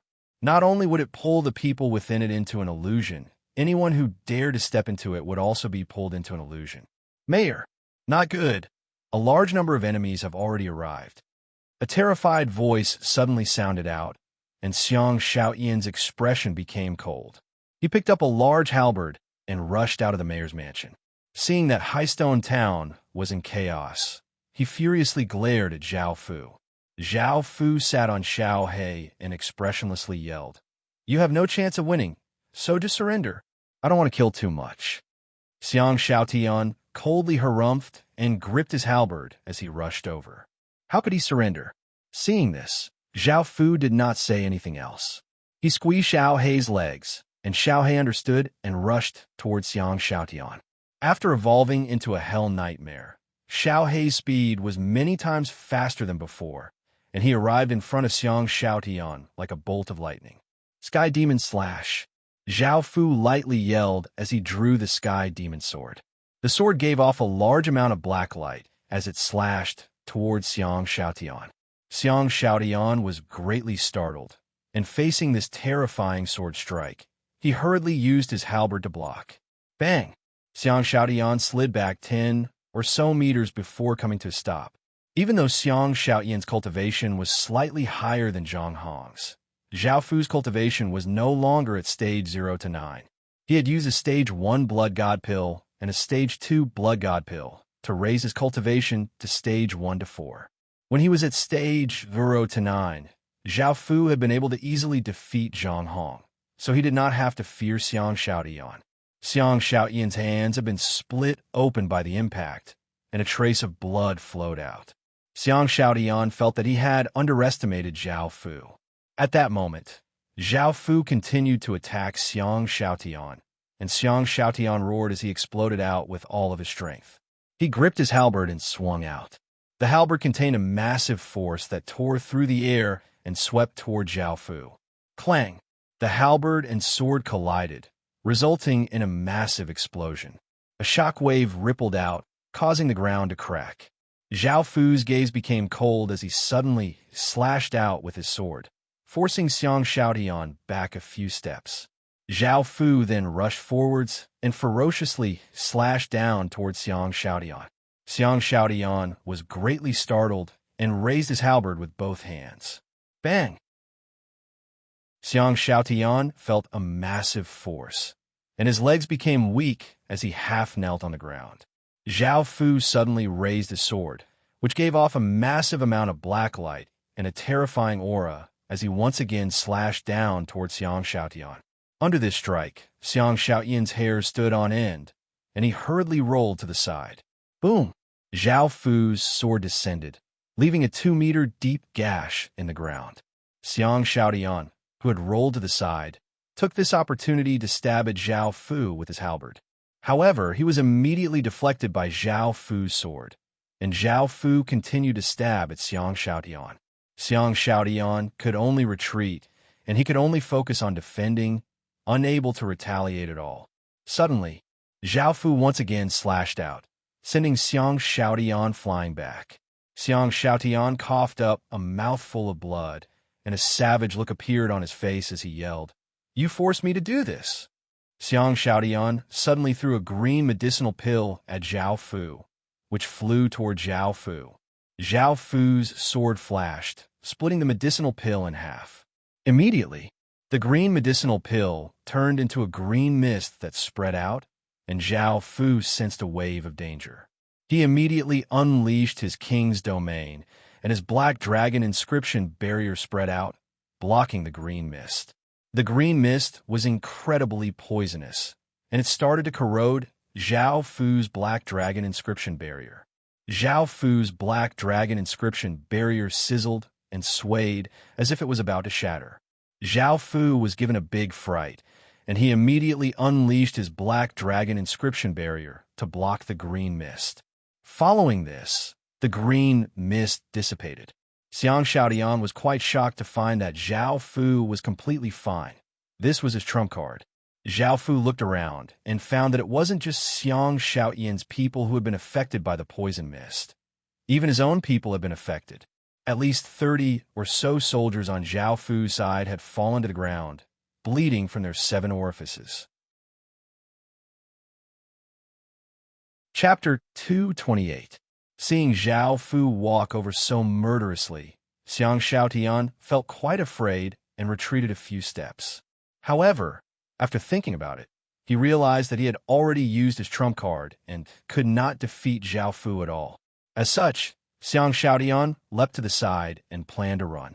Zhao Fu leapt into the air, turning into a black blur as he rushed in front of Xiang Shaotian, his sword giving off a sharp sword qi as it slashed towards Xiang Shaotian. Xiang Shaotian was given a big fright, and he could only use his halberd to block Zhao Fu's attack. Zhao Fu coldly harumphed and gripped his sword as he swung it with all of his strength, forcing Xiang Shaotian back a few steps. Xiang Shaotian lost his balance and fell backwards. The Sky Demon sword gave off a massive amount of sword light, and Zhao Fu grasped this opportunity to stab towards Xiang Shaotian's throat. The sword gave off a dangerous aura, causing Xiang Shaotian's hairs to stand on end, and he quickly tilted his head to the side. Even though Xiang Shaotian had dodged this attack, a gash had appeared on his shoulder, and blood flowed out, dyeing his shoulder red. Zhao Fu was determined to kill Xiang Shaotian, so he didn't show any mercy and forcefully pushed his sword to the side. He forcefully swung his halberd towards Xiang Shaotian's head. Xiang Shaotian felt an intense pain, and he exploded out with power as he swung his halberd, knocking Zhao Fu's sword off course. Zhao Fu borrowed this force to leap into the air and ferociously slash towards Xiang Shaotian. At that moment, the injured Xiang Shaotian's expression became savage as he raised his halberd and blocked toward Zhao Fu. Clang! A massive explosion sounded out as the two attacks collided, turning into a wild gale. The Sky Demon sword was once again blocked by Xiang Shaotian, and he gritted his teeth as he gripped his halberd and blocked. Suddenly, the sword in Zhao Fu's hand had been knocked away, causing Xiang Shaotian to be delighted. Just as he was about to use this opportunity to attack, veins bulged on his arms as he raised his halberd, preparing to chop it down on Zhao Fu. However, at this moment, Zhao Fu drew a blood sword from his waist at lightning speed and suddenly stabbed forward. Pooh! The scene seemed to freeze. The blood-colored sword beam pierced through Xiang Shaotian's chest. Xiang Shaotian's legs went limp, and his eyes glazed over. Finally, he fell to the ground dead. The Sky Demon's sword stabbed into the ground, and the Sky Demon looked quite resentful as she stared at the slaughtering ghost sword in Zhao Fu's hand. She was quite displeased that Zhao Fu had thrown her out. After Xiang Shaotian died, Highstone Town instantly lost its ability to resist. After all, only a small portion of the town's soldiers and residents were fighting. Now that the Lord was dead, how could they resist? After concluding this battle and subduing the remaining residents of Highstone Town, Zhao Fu went to the town hall and chose to conquer it. He was quite surprised that Highstone Town was gold grade, and its stats were quite good. After walking out of the town hall in satisfaction, Zhao Fu looked at the people who had surrendered and asked Bai Qi, "How were our losses this time?" Bai Qi cupped his hands and reported, "Your Majesty." This time, We have 2,718 soldiers injured and 256 dead. Hearing this, Zhao Fu sighed. This was the highest number of deaths that Qin had ever suffered. At the start, he had tried his best to avoid these deaths. After all, they were his soldiers, and they were his subordinates. Zhao Fu truly didn't want them to die. However, war was cruel, and Zhao Fu understood this. As such, he could only sigh and give the order to collect the corpses of the soldiers who had died and give them a proper burial. Zhao Fu removed the dark ghost world on the west side of the town and tied up the soldiers who had collapsed to the ground in fear. He then poured cold water on them to wake them up. After hearing that High Stone Town had been conquered, the soldiers looked quite unsightly, and most of them chose to surrender. However, there were roughly 100 or so people who would rather die than surrender. They even said that they would let them go and take revenge for Xiang Xiaotian. Zhao Fu couldn't be bothered with these people, and he gave the order to cut off the heads of these 100 or so people to calculate the results of this battle. High Stone Town lost 5,879 people in total, and there were 24,810 left. At the same time, they obtained some treasures, which were worth hundreds of thousands of silver coins, as well as countless pieces of food and equipment. Apart from the people, Zhao Fu didn't care about anything else. After giving out some money, it was already quite late, so Zhao Fu decided to rest here for the night. He would wait until the next day to take down the two scouting teams. Finally, his gaze fell on Xiang Xiaotian's corpse. After using corpse examination, he found that his grade was SS grade, so he put the corpse into his king's ring. However, before doing so, Zhao Fu took off Xiang Xiaotian's spatial ring and looked inside. Apart from some food, materials, and equipment, Zhao Fu found something else that was quite good. This caused Zhao Fu to feel quite delighted. It was a recipe. Hidden evil. Recipe. Require materials. Green ash, charred wood, hidden evil grass. Description. A strange recipe that can be added to any medicinal pill. However, it contains a colorless and odorless poison that ordinary people are unable to detect. If one uses it for a long time without an antidote, one's body will become weak and they will die. This was another item that could be used to trick people. If it was added to medicinal pills and sold, it would definitely cause many people to die. Now that these things had appeared, Zhao Fu felt that the market was incredibly dark. Those things weren't his own, so he couldn't feel at ease using them. It was possible that he would be tricked by someone else. Hidden evil required hidden evil grass to refine, which was a stage 2 spirit grass. It was even rarer than stage 200 origin grass, and it would most likely be quite difficult to find.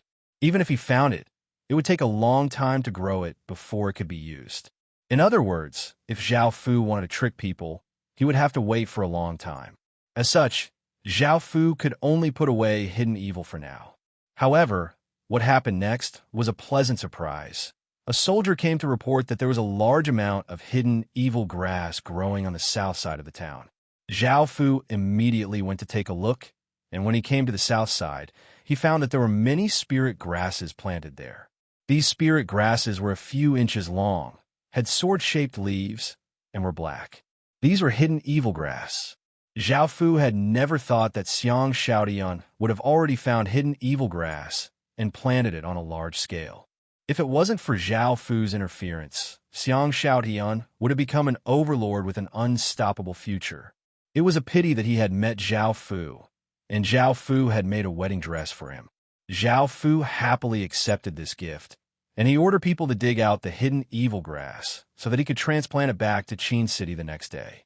At noon the next day, the sun hung high in the sky, and the two exploration teams returned to High Stone Town. However, what welcomed them wasn't the friendly townspeople, but a group of ferocious Qin City soldiers. Surrounded by 20,000 soldiers, the 600 soldiers were so scared that their legs turned to jelly, and they immediately chose to surrender. After subduing these two teams, Zhao Fu chose to relocate High Stone Town. Because High Stone Town was a town, it wouldn't lose any levels. At the same time, Zhao Fu received 110,000 EXP. The expedition ended here, and Zhao Fu brought his people back to Qin City. Chapter 229. After returning to Qin City, the first thing Zhao Fu did was to plant a large amount of hidden evil grass and take out a portion of it to refine hidden evil. As for its use, of course, it was to add it to medicinal pills. In actuality, Zhao Fu soldiers could use these medicinal pills because hidden evil could increase the medicinal pills' effects. The key was whether or not there was an antidote. If there was an antidote, hidden evil would be beneficial to him. The antidote for hidden evil was described in the recipe, which was to use the root of hidden evil grass. Now that Zhao Fu had hidden evil, he could use it as a bargaining chip. Following this, Zhao Fu went to 25 kilometers south of Qin City and rebuilt High Stone Town. He took more than half of the residents and added them to Qin City. By now, Zhao Fu already had 2 towns, and he only needed 1 more town to satisfy the requirements for leveling up to a basic city. All that was left was EXP. I forgot. He still needed 3 people who were 3rd-ranked barons to become mayors. Zhao Fu had long since given Bai Qi 500 achievement points for conquering High Stone Town. Adding on the King's Ring's bonus stats and the achievement points from before, Bai Qi's status was instantly raised to 2nd-ranked baron. Even though leveling up to a basic city required one to be a 3rd-ranked baron, leveling up to 2nd-ranked baron was not a waste. After all, Zhao Fu believed that leveling up to a basic city would also require status. Now, Zhao Fu gave the achievement points to Lu Subai and planned to raise her to 3rd-ranked baron. At the same time, he made Bai Qi the mayor of High Stone Town. Because of the King's Ring, obtaining achievement points was incredibly easy for Zhao Fu. Following this, Zhao Fu went to the various regions to collect people, but the results were quite poor. A region with a few main cities only received 200 or so people per day. Zhao Fu had expected this. People were treasures to everyone, and they couldn't be easily sold. As such, he had to find a way to make it so that they had no choice but to sell people. Now he could add in medicinal pills and use them to exchange for manpower. Hopefully, this business would be better. However, it was already quite good for each region to have 200 people per day. Currently, Zhao Fu had opened up 22 regions. Excluding Green Apricot, which he had just opened up, there were 21 regions left. Each of these 21 regions had 200 people, so in total, there were 4,200 people. 4,200 people a day, which was dozens of times faster than Zhao Fu's soldiers. This made Zhao Fu want to shift the focus of his conquest to this side, because this side had more people. Of course, conquering the outside world was a must. Not only could they obtain population, but they could also obtain city creation stones and achievement points.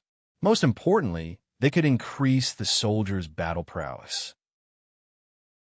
Following this, the first batch of hidden evil was refined and added to the 100 origin pills. Zhao Fu took these 100 origin pills and some equipment to the Orc City. This was because when the Ghost Festival ended, Zhao Fu made a deal with the Orcs, exchanging equipment for people. Zhao Fu used a teleportation channel to go to the Orc City to meet with Gunador. This time, Gunador brought Zhao Fu to a public square. The public square was quite big and rough. On one side, there were Orc soldiers training, and the sounds they made were incredibly loud and ferocious. On the other side, there were people locked in wooden cages that looked like livestock.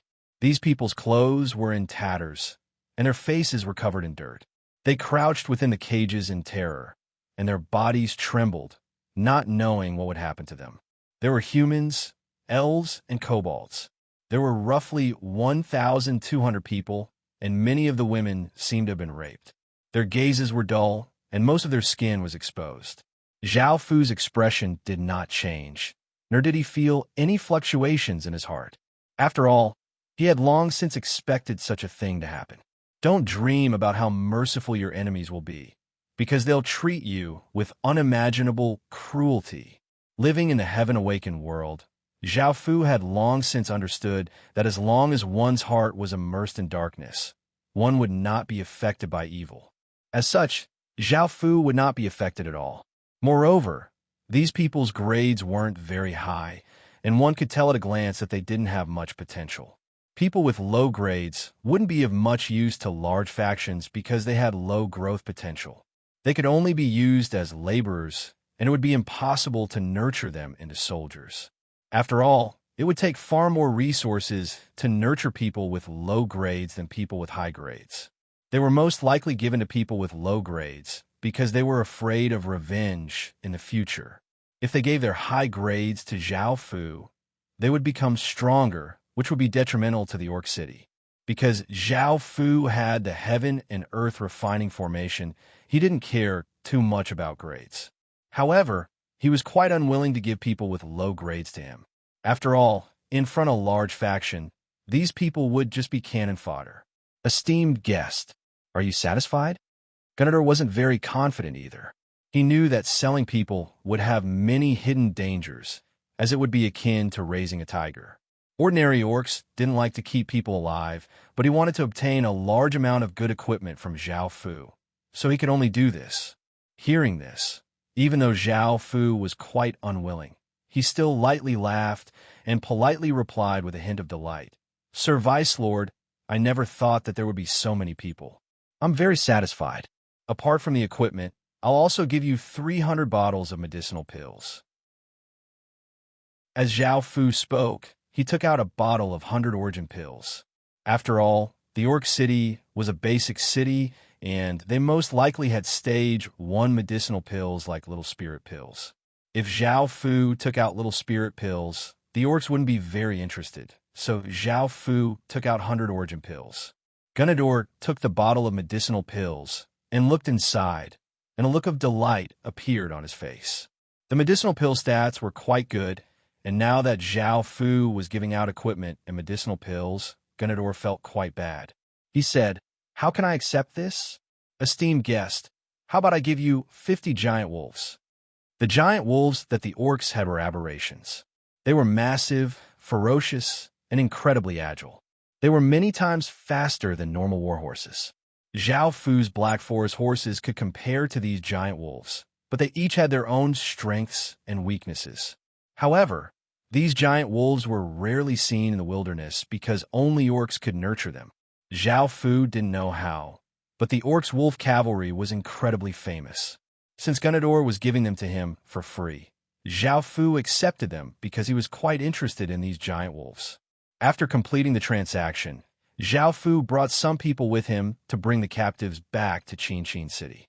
After being brought to Qin City, these captives were incredibly terrified, and Zhao Fu ordered them to be released from their cages to show that they were safe and that he wouldn't harm them. Moreover, he would give them a stable life. Chapter 230. Zhao Fu hadn't tamed the giant wolf yet, so it seemed quite hostile within the wooden cage. It bared its fangs and howled, looking quite ferocious, and no one dared to get close.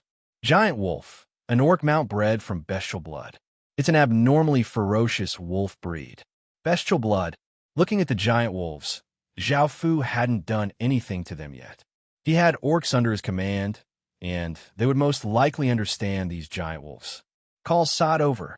Zhao Fu gave the order, and a tall and well-built orc came to Zhao Fu's side and saluted, saying, "Your Majesty." Zhao Fu nodded and pointed at the giant wolves in the cage as he asked, "Do you know what these giant wolves are?" Sod looked over and immediately replied, "This subordinate knows. These are wolves that can only be bred by orcs, and they only listen to orders from orcs."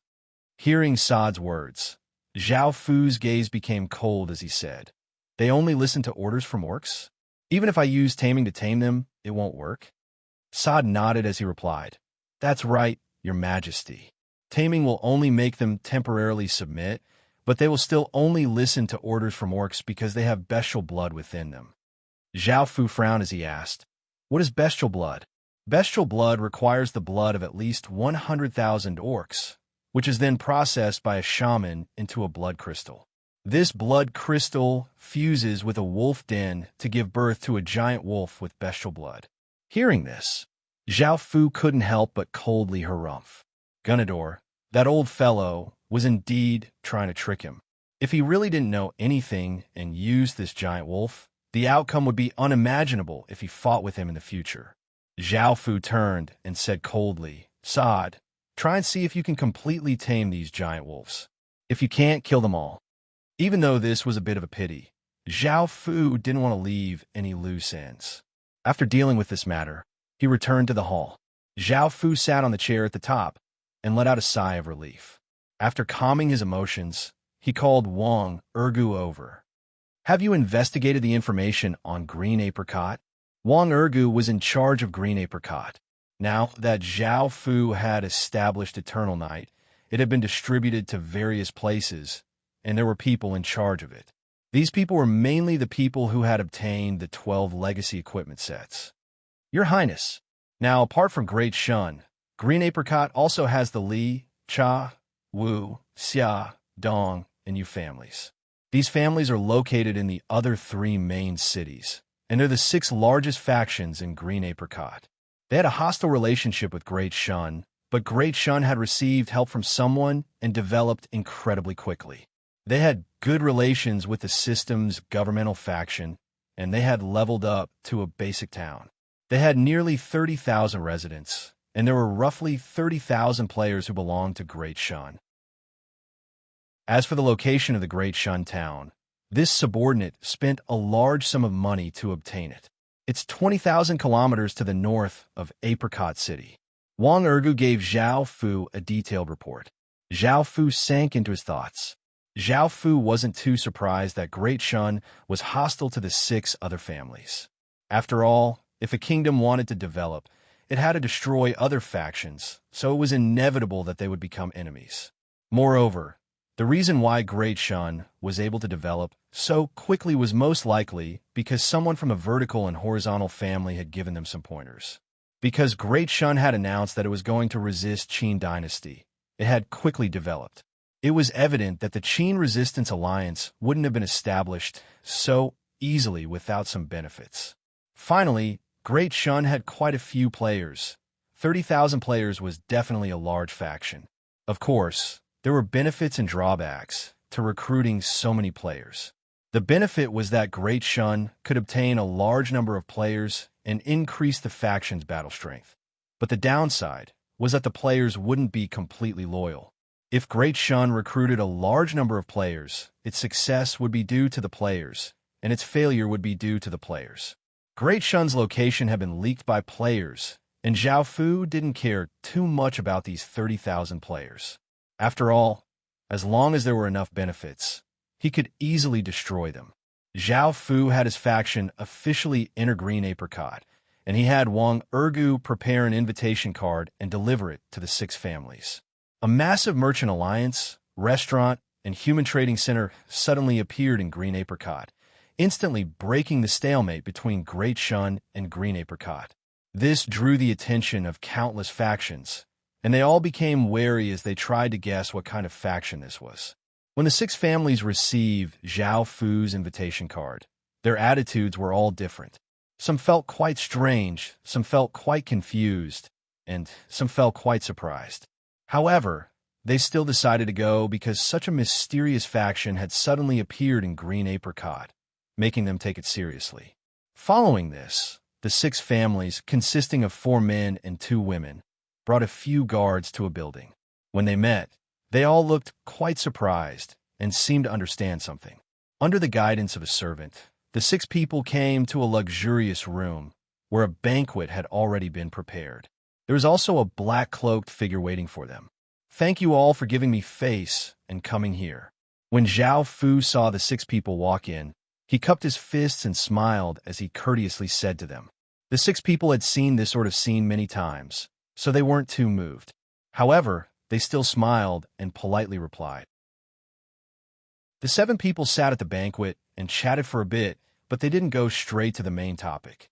Zhao Fu didn't say anything, and they didn't ask because they all had their own thoughts. Seeing that half of the banquet had already passed, Zhao Fu said, "What do the 6 of you think of Great Shun? They've all been suppressed by Great Shun, right?" Hearing this, the 6 people felt quite awkward. Zhao Fu was right. No matter if it was in terms of faction or legacies, they couldn't contend against Great Shun. As such, they could only give way at every turn, making them feel quite sullen. I'm willing to provide some equipment, medicinal pills, and other resources to help you all resist Great Shun. That way, my faction will be able to survive. Zhao Fu directly stated his goal for coming here. The 6 people at the table fell into deep thought, and they weren't in a hurry to say anything. After all, this concerned the survival of their factions. A fierce-looking big man suddenly harumphed and said to Zhao Fu, "All right, stop pretending. You're helping us because you have some enmity with Great Shun, and you want to use us to suppress Great Shun, right?" The 6 people could tell that Zhao Fu didn't have good intentions and was using them as cannon fodder. Zhao Fu lightly laughed and didn't hide anything as he said, "I indeed have enmity with Great Shun, which is why I wanted to trouble you all. However, it seems that you all only have 2 paths. One is to watch as Great Shun slowly develops and is then destroyed by Great Shun, and the other is to use my help to resist Great Shun or even destroy Great Shun." Chapter 231. Indeed, they only had 2 choices. They could either accept being destroyed by Great Shun or use this opportunity to resist. Even though they were being used by Zhao Fu, there was nothing they could do. After thinking for a while, the 6 people could only helplessly agree. A trace of a smile appeared on Zhao Fu's face as he raised a wine cup and said, "Let's work together." The other 6 people understood that this was a foregone conclusion, so they all smiled and started to discuss the details of their cooperation. An hour or so later, everyone happily concluded the banquet. The 6 families were all quite satisfied with the high-quality equipment and medicinal pills that Zhao Fu had provided, and they started to act according to the plan. The 6 families' factions immediately banded together and started to show signs of resistance. Normally, they would take a detour when they saw Great Shun's factions, but now they could face them head-on. It wasn't just their morale that was rising. The 6 families also started to interfere with Great Shun's various matters, causing many conflicts to erupt. Great Shun's people didn't understand why the 6 families had become so unyielding and confident. Could it be that they weren't afraid of Great Shun's revenge, or were they just seeking death? Within the Great Shun town, a fair-skinned young man, Great Shun's legatee, heard from his spies about the mysterious faction and the movements of the 6 families. Immediately, Li Mu felt a sense of crisis descend. This matter was a threat to Great Shun. He didn't know where that mysterious faction had come from, but as soon as it had appeared, it had been filled with hostility. Now that it had allied with the 6 families, Great Shun was in quite a difficult position. After thinking for a while, Li Mu couldn't think of anything. In the end, a figure appeared in his mind, and he immediately returned to the real world. He took out his phone and dialed a mysterious number. "Hello, what's up?" A gentle voice sounded out. Hearing this voice, a look of delight appeared on Li Mu's face, and he said respectfully, "Mr. Su, I've run into some trouble. I'd like to ask you for some advice." "Oh." Mr. Su sounded quite surprised, and he had Li Mu continue. Li Mu told Mr. Su about the mysterious faction and the movements of the 6 families. Opposite him was a gentle, scholarly, and seemingly harmless man sitting on a bamboo chair. Beside him was a verdant bamboo forest, and a light breeze gently blew past, making him seem particularly relaxed. This man's name was Su Yin, and he was a member of the vertical branch of the School of Vertical and Horizontal. There was no need to mention his talent. To be able to become a member of the School of Vertical and Horizontal meant that he was destined to be extraordinary. Su Yin didn't like Qin very much. On the one hand, because of his ancestors, Qin wasn't put in an important position, so he could only assist others. On the other hand, the vertical branch was defeated by the horizontal branch, which allowed Qin to unify the other 6 states. Now, everyone could see that Qin was undoubtedly the most promising force in Huaxia. Not only was it one of the 5 superpowers, but it also had the fortune of Huaxia and the Imperial Jade Seal. Many advantages made Qin's strength destined, and its future was bright and unobstructed. However, Su Yin didn't like this. If he joined Qin and helped Qin conquer the world, it would be very easy, which was why he didn't like it, because it wasn't difficult at all. As a member of the school of vertical and horizontal, he didn't like such ordinary and simple things. He suddenly thought that rather than helping Qin, it would be better to destroy Qin and kill China, the country with the most potential. This was quite difficult, but the more difficult it was, the greater the sense of accomplishment. In his eyes, the various states were just chess pieces, and the world was just a chessboard. He had no interest in fighting for the world, and he just wanted to be a chess player and enjoy the pleasure of controlling the world. He also wanted his junior brother to show up so that he could use the world as a stage to fight against him. Let's see if the horizontal branch or the vertical branch is stronger. This time, he doesn't want to lose. After hearing what Li Mu had to say, the first person Su Yin thought it was Qin. However, he had long since expected this, so he wasn't too surprised. After all, there had always been a mysterious faction spreading, and even though this faction was quite hidden, Su Yin knew who it was. However, the more powerful Qin was, the more he liked it. The more difficult it was, the more excited he was to destroy it. Su Yin chuckled and said confidently, "It's nothing. It's easy to solve. As long as you can lower your stance, then." Li Mu was speechless. After hearing what Su Yin had to say, Li Mu was delighted and said, "Sir, you're indeed a peerless genius." After Li Mu hung up, Su Yin put his phone to the side and lightly smiled as he lay on his bamboo chair, enjoying this moment of leisure. On the other side, Li Mu started to take action according to Su Yan's instructions, and he easily dealt with the danger in an instant. However, this made Zhao Fu feel quite furious. They had just started to cooperate, but they had instantly betrayed him. The Xia family and Yu family had chosen to betray Zhao Fu's side and join Great Shan. The reason for this was because Li Mu had lowered his stance and promised them many benefits. He was also willing to peacefully coexist with them and wouldn't invade them. He had even given a portion of Apricot City to them to show his sincerity. This caused the Xia family and Yu family to betray Great Shan. Compared to the other four families, they were much weaker and didn't have much say. As such, they would join whoever was beneficial to them. Of course, they weren't stupid and didn't believe that Li Mu wouldn't devour them. However, they understood that Li Mu needed them to resist the other four families, so he wouldn't attack them. Moreover, Li Mu had given them many benefits, so they were willing to betray Zhao Fu and join Li Mu's side.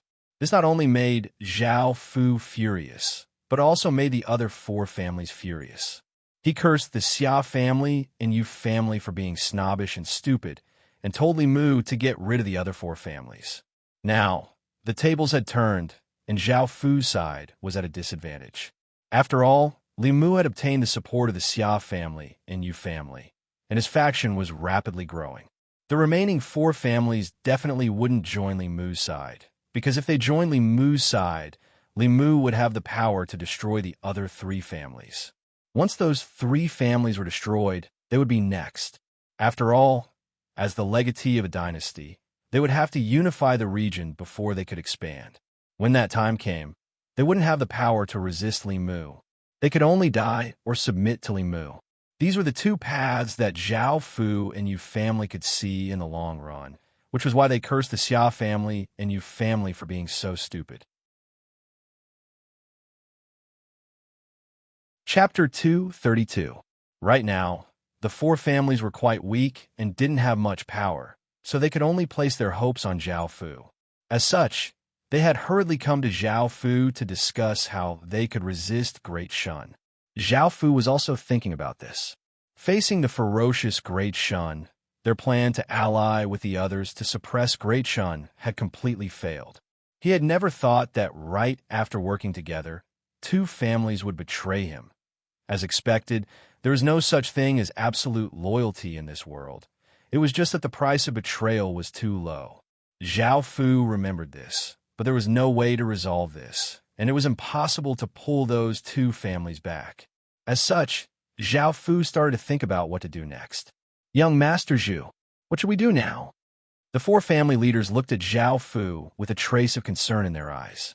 They called him Zhao Fu Young Master Zhu, which is a cover that Zhao Fu had used to make them think of Great Ming. After all, Everyone knew that there was enmity between Great Ming and Great Shun, so it was only natural for Zhao Fu to suppress Great Shun. As such, when Zhao Fu told them that his surname was Zhu, it would distract them and increase their confidence. Now that they had the support of a dynasty's legatee, they felt incredibly confident and didn't feel any fear. After all, Great Shun was just a dynasty's legatee. Facing their gazes, Zhao Fu could only take a step back and sacrifice a bit more. He planned to establish a player faction in Green Apricot. This faction didn't want to develop or profit. It just wanted to make trouble for Great Shun and restrict its development. Of course, this required the four families to work together, or else Zhao Fu would feel too much pressure. The four families were quite satisfied with Zhao Fu's explanation, and they all smiled before leaving. Following this, Zhao Fu established this faction and allied with the four families, finally suppressing Great Shun's momentum. Zhao Fu didn't have any good people in this faction, and most of them were hooligans and ruffians who used all sorts of despicable methods. Their main purpose was to make trouble for Great Shun and make it chaotic. This had limited Great Shun's development by at least 20%. Right now, this was the only thing they could do. This time, Zhao Fu decided to take a step back because Qin City's main task was to develop. He couldn't spend too much effort fighting with Great Shun's vertical and horizontal, as that would only slow down Qin City's development. On the surface, it looked like Zhao Fu had won. However, in terms of momentum, Zhao Fu had lost. It was not really a loss, but he had taken a step back for the sake of the bigger picture. Right now, Great Shun had 30,000 residents and 30,000 players. Once he had 40,000 soldiers and 5,000 Stage 1 soldiers, he would be able to conquer Great Shun. Qin lacked time, or else, When Zhao Fu thought about the school of vertical and horizontal, he couldn't help but coldly harumph. As long as Qin City could develop, it didn't matter if it was the school of vertical and horizontal or the 100 schools of thought. If they didn't submit, they would once again be erased from history. Zhao Fu decided to stop with Green Apricot for now. After returning to Qin City, Gunye returned to Qin City and came to Zhao Fu's side. Zhao Fu could immediately tell that Gunye's cultivation had broken through to Stage 1. Your Majesty, I have something to tell you. Zhao Fu felt quite surprised that Gunye would suddenly have something to tell him. So he asked curiously, "What is it?" Gunye then told Zhao Fu what had happened. Zhao Fu was delighted because Gunye had become a gold medal fighter in Battle City's arena. There weren't many gold medal fighters in Battle City, only 30 or so, and all of them were Stage 2 experts. It was incredibly rare for Gunye to become a gold medal fighter with Stage 1 strength, and he was hailed as the gold medal fighter with the most potential. Becoming a gold medal fighter in Battle City was even more effective than becoming a baron. Wherever one went, one would be welcomed with respect, and one could even apply for an official position. If one became a captain, commanding 300 Stage 1 soldiers would be a piece of cake. Even though 300 Stage 1 soldiers were not very attractive to Zhao Fu right now, in the eyes of ordinary players, this was something that they could only dream of. Right now, ordinary players' cultivation was around Stage 0 to 4 or 0 to 5, and because they died, there were many people who had reached Stage 0 to 1 or Stage 0 to 2. Anyone with 300 Stage 1 soldiers would be able to do as they pleased, and no one would dare to stop them. These 300 Stage 1 soldiers weren't very attractive to Zhao Fu, so they weren't the reason why Zhao Fu was so happy. What made him happy was that he now had a chance to become the city lord. Right now, Battle City's city lord was already 60 or so years old, and he had said that he would nurture the next city lord from among the gold medal fighters. If Gunye could become the city lord of Battle City, Zhao Fu would have obtained a system main city for free, which made Zhao Fu incredibly happy. A system main city was incredibly valuable, and even without Zhao Fu's explanation, it was worth investing a lot of effort. Zhao Fu felt that if Gunye could become the city lord, he would be able to help Zhao Fu establish a faction in Battle City. On one hand, this was to get rid of any obstacles in front of him and pave the way for him to become the city lord. On the other hand, Even if Gunya couldn't become the next city lord, he would be able to help Zhao Fu take down Battle City. Zhao Fu told Gunya about his plans, and as for what kind of faction Gunya wanted to establish, Zhao Fu didn't care. He would only provide a large amount of funds. However, they still needed some basic management personnel, because Gunya didn't know much about these things. Zhao Fu brought Gunya to Battle City and was about to take care of these matters when a voice suddenly sounded out. "Long time no see. Zhao Xian." This voice was quite familiar, and Zhao Fu turned to see a handsome young man walking over with a smile on his face. It was Zhang Heng. Seeing Zhang Heng walk over, Zhao Fu felt a bit wary. He had met the person he was supposed to meet, and he couldn't help but wonder how Zhang Heng had been able to recognize him at a glance. Seeing Zhang Heng smile as he walked over, Zhao Fu also smiled and courteously said, "I didn't think I'd meet you here." Zhang Heng smiled as he walked over to Zhao Fu's side, not treating Zhao Fu as an outsider at all. Instead, he treated Zhao Fu like a good friend of many years as he said, "This means that we're fated. Also, thank you for showing me the way last time. How about I treat you to a drink this time?" Zhao Fu wanted to refuse because he felt that Zhang Heng had ulterior motives. Moreover, Zhang Heng gave off a dangerous aura. However, at that moment, Zhang Heng suddenly turned and said, "Brother Sword Demon, come along as well. Perhaps I'll have a way to resolve your problem." This caused Zhao Fu to feel quite startled. After thinking about it for a moment, he decided to agree and see what Zhang Heng wanted. Following this, Zhao Fu followed Zhang Heng to a restaurant. Zhang Heng looked quite hungry as he turned and smiled as he said, "Brother Zhao, this restaurant's dishes are delicious. There's no need to talk about the taste of these dishes. Today, I'll bring you here to try them." Chapter 233. A few waiters happily walked over and said, "Boss, how come you have time to come here?" Zhao Fu lightly laughed as he replied, "I came with friends. I came with a friend, so prepare a good room and some food and wine." "Got it." The waiters nodded and quickly went to prepare. Zhang Heng looked a bit awkward. He had never thought that this restaurant was owned by Zhao Fu. However, he could only awkwardly smile. The three of them sat in an elegant room, and Zhang Heng started to eat while Zhao Fu and Gania sat by the side. "What's wrong? It would be a waste if you don't eat such delicious food." Zhang Heng seemed to become a completely different person in front of delicious food, and he lost his calm and confident demeanor. He only cared about eating, and when he saw Zhao Fu and Gania sitting there without eating, he felt quite embarrassed. Zhao Fu smiled and shook his head as he said, "Brother Zhang, you should eat slowly. Take your time. I'm not hungry." Zhang Heng did not say anything else. He had no interest in money or women, but he could not resist the temptation of delicious food. This had to do with what he had been through. If it wasn't for his teacher, he would have starved to death long ago. After eating and drinking to his heart's content, Zhang Heng finished a cup of 100-flower wine and regained his calm demeanor. "Your Highness Qin, I won't beat around the bush. I won't beat around the bush.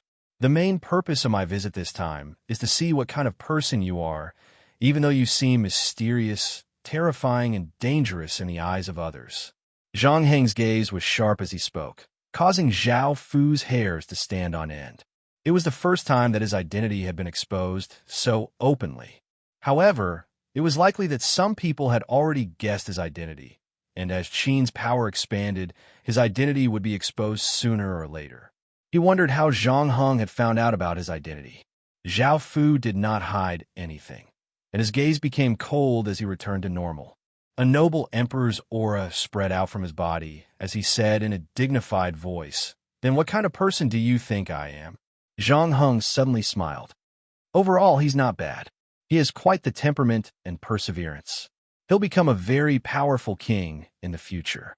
However, I don't want to care about the world affairs for the time being. I just want to travel around.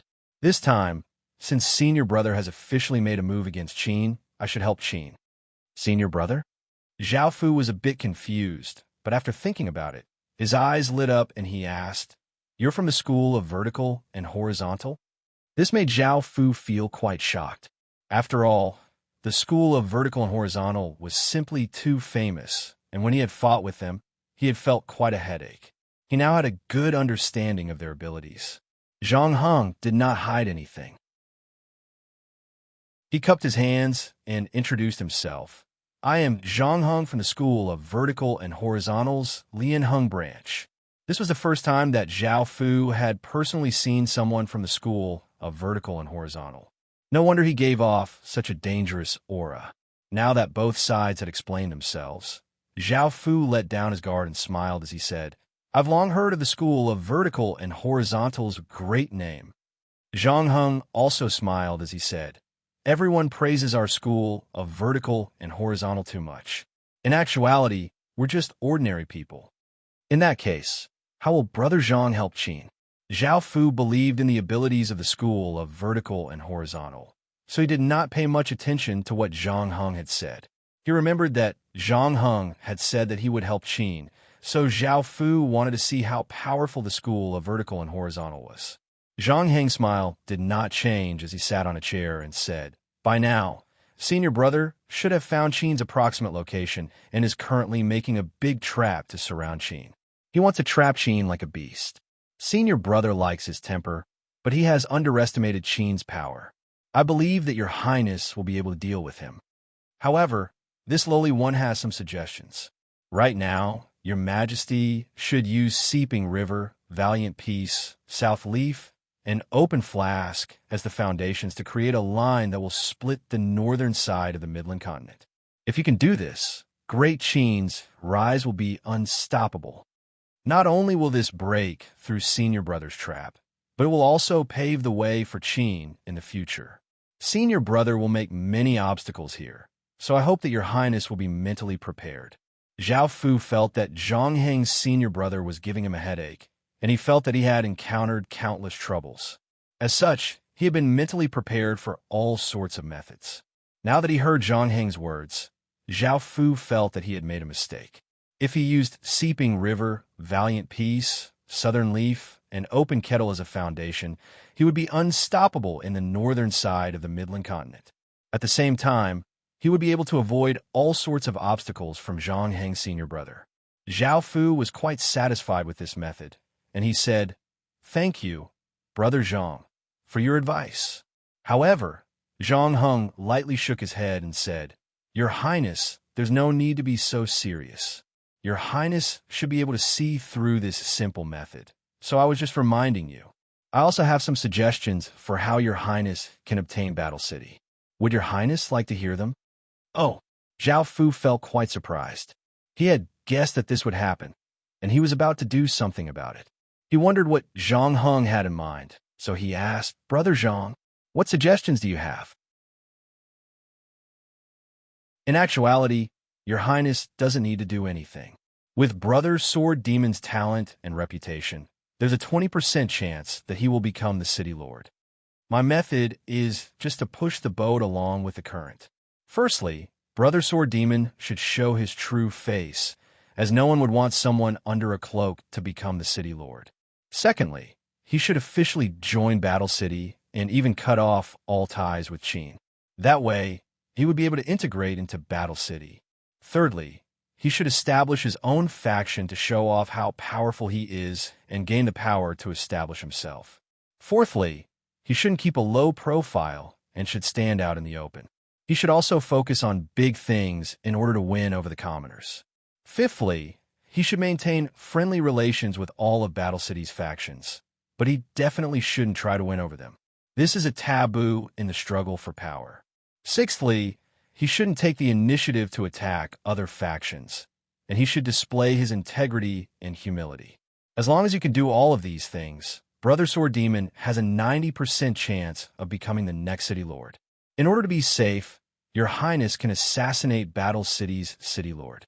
In that case, Brother Sword Demon will definitely become Battle City's City Lord. However, this is extremely risky. After hearing Zhang Heng's words, Zhao Fu's thoughts became much clearer. Zhang Heng's method was flawless, and it was very likely that Gunia would become the next City Lord. If Zhao Fu was the City Lord of Battle City, he would also choose Gunia. Many thanks. Brother Zhang, please give me some pointers. Zhao Fu couldn't help but laugh and yell, "Servants, prepare a table full of good dishes and bring out the precious 100-flower wine." Zhang Heng hurriedly waved his hand and said, "Your Majesty, there's no need for that. I've already eaten and drank to my heart's content, and this matter has been resolved. It's time for me to leave. I hope that I'll be able to meet your Majesty again in the future." Hearing this, Zhao Fu inwardly sighed. Zhang Heng was definitely an extraordinary talent, but it was a pity that Zhang Heng didn't want to join him, so Zhao Fu couldn't force him. Under the golden light of the setting sun, Zhang Heng slowly disappeared from Zhao Fu's sight on his donkey. This scene was quite familiar, and Zhao Fu couldn't help but think of Gong Sun Lin. Chapter 234. After returning to the restaurant, Zhao Fu started to follow Zhang Heng's suggestion. Zhang Heng's method was already quite perfect, so Zhao Fu did not make any changes. Zhao Fu prepared to establish his faction today, and soon, it was the next day. Gunia had a duel, and after hearing about the sword demon's name, many people ran to the arena, filling it to the brim. It was evident just how popular Gunia was. This time, Gunia was going to fight against someone who was only a step away from breaking through to Stage 2, and he was the challenger. He was quite dissatisfied that someone like Gunia could become a gold medalist at Stage 1. After all, he was only a silver medalist, even though he was already at Stage 1. Soon the duel began. The challenger held a large axe and ferociously rushed towards Gunia. He arrived in front of Zhao Fu in an instant and swung his axe towards Gunia with enough power to split mountains. Gunia dodged to the side, dodging this axe, and he slashed out with his sword, sending out a sharp arc of light that forced the challenger back. The challenger was infuriated and gripped his axe with both hands as he swung it, causing a wild gale to gust as it slashed towards Gunia. Facing this terrifying attack, Gunia did not dare to take it head-on. After all, his cultivation was inferior to the challenger's, so he could only wait for an opportunity to kill his opponent in one blow. Bang! Bang! Bang! The two of them started an intense duel, causing the spectators to feel incredibly excited. They loudly cheered, causing the arena to become incredibly lively. The challenger let out a loud roar and raised his axe high in the air, chopping down at Gunia with all his might. Boom!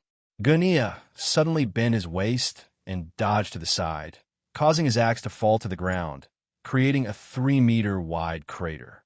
At that moment, Gunia stabbed his sword upwards, and the sword gave off a cold light as it pierced into the challenger's throat. Blood spurted out of the challenger's throat, and the challenger choked as he fell to the ground, dead. The arena once again became incredibly lively, and countless people excitedly cheered, "Sword Demon! Sword Demon! Sword Demon!" However, what made them even more excited was that something unexpected happened. Gunia stood beside the challenger's corpse and slowly took off his black cloak, revealing Gunia's cold face. The entire arena fell silent. Everyone stopped moving and stared at the arena with wide eyes. They had not expected Gunia to reveal his appearance. Everyone was very curious about the mysterious sword demon's appearance, but they had never been able to do so. Now, this unexpected surprise had come, and they were unable to react. Gunia only showed himself for a short while before leaving the arena. Afterwards, news of this quickly spread, and it became the hottest topic in Battle City. Most people did not understand why Gunia had suddenly revealed his appearance. However, some of the other powers understood what this meant. It was as if they had foreseen something, and this was an announcement that yet another powerful competitor had appeared. Sure enough, there was another piece of news that the Sword Demon had created a force called the Sword Gate. The Sword's Gate was a force that focused on the sword and only recruited elite swordsmen. As long as one joined the Sword's Gate, it was possible for them to receive personal guidance from the Sword Demon. This caused everyone to be pleasantly surprised. The Sword Demon's superb swordsmanship was still fresh in their minds. Many experts who used the sword went to the recruitment office of the Sword Gate with the attitude of giving it a try. If they were to be recruited and receive guidance from the sword demon, it would undoubtedly be of great help to their swordsmanship, whether it was a player or an indigenous resident. As long as they were an expert swordsman, they would be accepted into the sword gate. Gunia walked the path of an elite, and there was no one who would try to take advantage of the situation. The sword gate only recruited 500 people, but their battle prowess was even higher than an ordinary force of 2,000 to 3,000 people. The sword gate would follow Gunia's will and develop according to Gunia's will. Zhao Fu would not interfere because he believed that Gunia would bring glory to the sword gate. Zhao Fu also left behind a stage 2 blood god pill for Gunia, which he had obtained from refining Xiang Shaoyin's corpse. He wanted Gunia to use it in times of need, but he could also use it now to quickly raise his cultivation. At the same time, Zhao Fu also left behind a large amount of money for Gunia.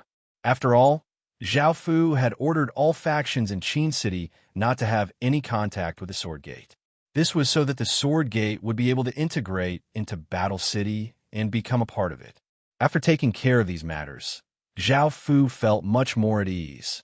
He told Gunia to stay in Battle City and not to return to Qin City unless there was something urgent. Within Battle City's city lord's residence, an elderly man with short silver hair and giving off a powerful and masculine aura smiled as he listened to his subordinate's report. However, no one knew what he meant. After Zhao Fu returned to Qin City, he started to work on something that had been interrupted for a long time, which was establishing a ranch. He had been interrupted by many things, but now he had time. Zhao Fu rode on Little Black, brought Little Gray, and Little White with him, and they arrived at the designated place. After arriving at this place, Zhao Fu found that it was quite beautiful. The terrain here was quite flat, and the ground was covered with fresh green grass. There were also many white wildflowers, and there were a few clear creeks flowing through the ground.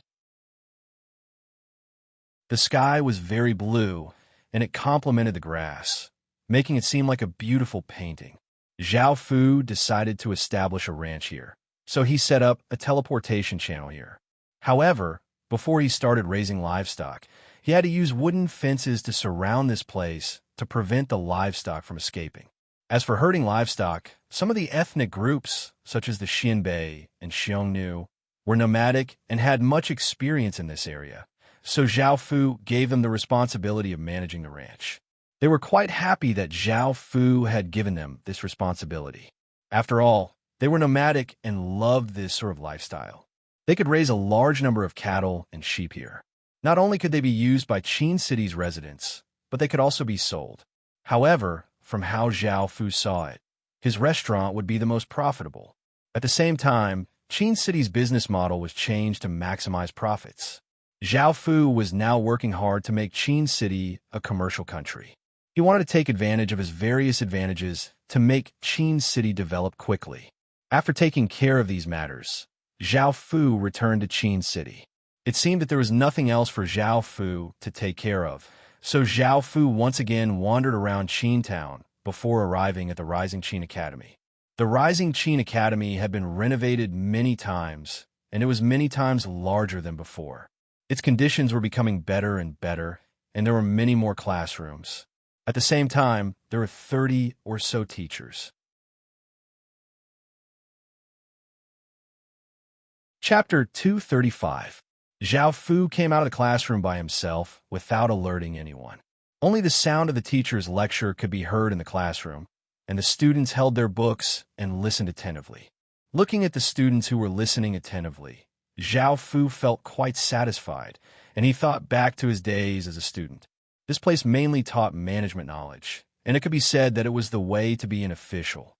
Here, there's no need to worry about corruption, cliques, or treacherous officials. Zhao Fu was not an incapable ruler, so these things would not happen. Zhao Fu would ensure that the government was clean, but he only needed people who were truly talented. As such, he would also conduct imperial examinations to get rid of some useless people. However, this would only be effective in the future. Of course, Zhao Fu would not only teach the management, as that would not be good for students or officials. No matter if it was history, philosophy, obscenity, or culture, he would teach them a bit more than just reading books. As such, Zhao Fu was very opposed to the corrupt scholars who taught students to be trash who could do nothing but read books. Zhao Fu did not want to see useless scholars. At this moment, even though Zhao Fu's movements were very light, he was still noticed by the teacher. He was shocked and put away his books. Just as he was about to bow, Zhao Fu gestured for the teacher not to pay attention to him and to continue teaching. However, the teacher's actions immediately attracted the attention of the students. Immediately, the students in the classroom all stood up with different expressions on their faces. Some were happy, some were excited, and some were filled with admiration. They all stood up and bowed. They were incredibly excited that Zhao Fu had come to the Rising Qin Academy. After all, Zhao Fu was not only an important figure, but he was also the king of Qin, the supreme ruler of Qin. As more and more people came to the Qin Academy, many of them had never seen Zhao Fu before. They had only heard about how heroic and mighty Zhao Fu was, but now they had seen him with their own eyes. Zhao Fu felt quite awkward. He had wanted to sneak in and take a look, but he had never thought that things would turn out like this. Facing these young and innocent gazes, Zhao Fu felt a bit more at ease. He smiled and motioned for them to continue with the lesson as he left. Let me clarify that Zhao Fu did not adopt the ancient system of male superiority and female inferiority. Instead, it was more modern. Regardless of gender, both genders could enter the academy, and there was no distinction between genders. In the future, women could also become officials. As long as they had the ability, there should be no distinction between genders. In ancient times, this would have been almost impossible. However, times were different now, and even though they were in the heaven-awakened world, they could not completely go back to ancient times. This was the literature courtyard. Zhao Fu then came to the martial courtyard. This place was relatively lively. The students were holding all kinds of weapons on the field. In order to avoid injuries, they were all using wooden weapons. As they were training, it was quite noisy.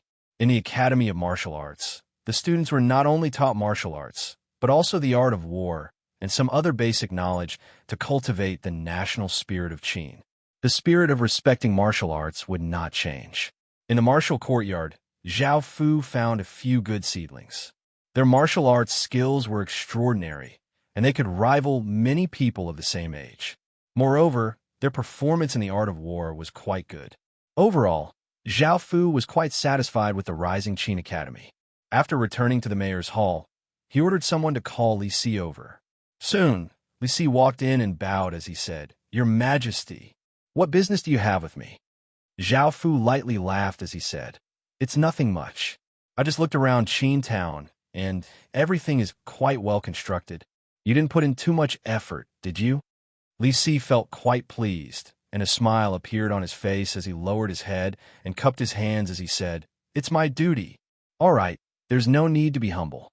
There's no need to be humble.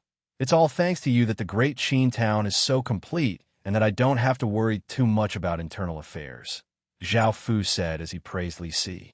Li Si seemed quite happy, but he couldn't show it.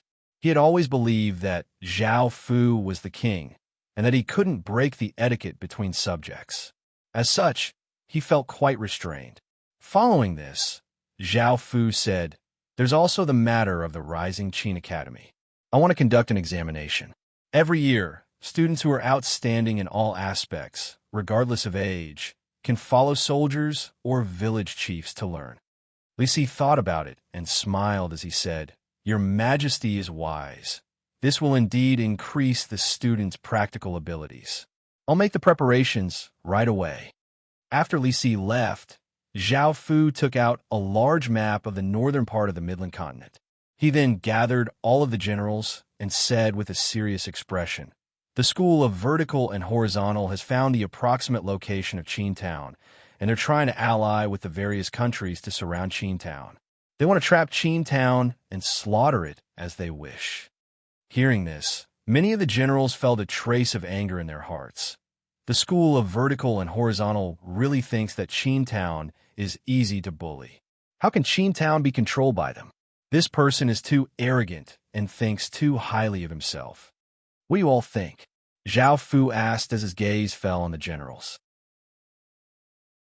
Bai Qi's gaze was cold, and he gave off a faint killing intent as he said, "Your Majesty, Qingtown definitely won't let him do as he wishes. Now that the various regions are separated, he'll only be able to make some small moves, and he won't be able to cause much harm. I believe that Qingtown should focus on developing as much as possible. As long as it has enough power, if he allies with one family, we'll kill that family. If he allies with 10 families, we'll kill those 10 families. If he allies with 100 families, we'll kill those 100 families. If he allies with 10,000 families, we'll make sure that Qingtown is covered with corpses." Bai Qi's cold voice echoed throughout the hall, and the dense killing intent caused everyone to feel a chill down their spines. Just as Bai Qi finished speaking, Wang Jian thought for a moment before saying, "Even though General Bai's words are correct, killing isn't the only way to solve the problem. Doing so will consume a lot of energy in Qingtown, so I believe that it's better to get closer to the enemy and break their alliance. We can also create a massive army to intimidate them and make them think that they're invincible, causing the alliance to self-destruct." Wei Liao, who was staring at the map, thought for a moment before saying, "General Bai and Wang Jian's words both make sense, and I agree with them.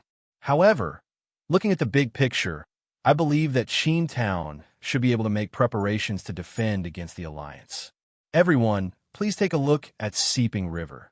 Before Wei Liao could finish speaking, Zhao Fu suddenly said, "Seeping River, Valiant Peace, South Leaf, and Open Flask will act as the foundation to split the north, making it so that the alliance won't be too dangerous." As soon as these words left Wei Liao's mouth, everyone else felt quite surprised. They had never thought that Zhao Fu would be able to come up with such a plan so quickly. Just as they were about to praise Zhao Fu for his wisdom and foresight, however, Zhao Fu smiled and told everyone about his encounter with Zhang Heng, causing everyone to feel quite shocked. Wei Liao smiled, seeming quite interested. Chapter 236. Everyone, please take a look.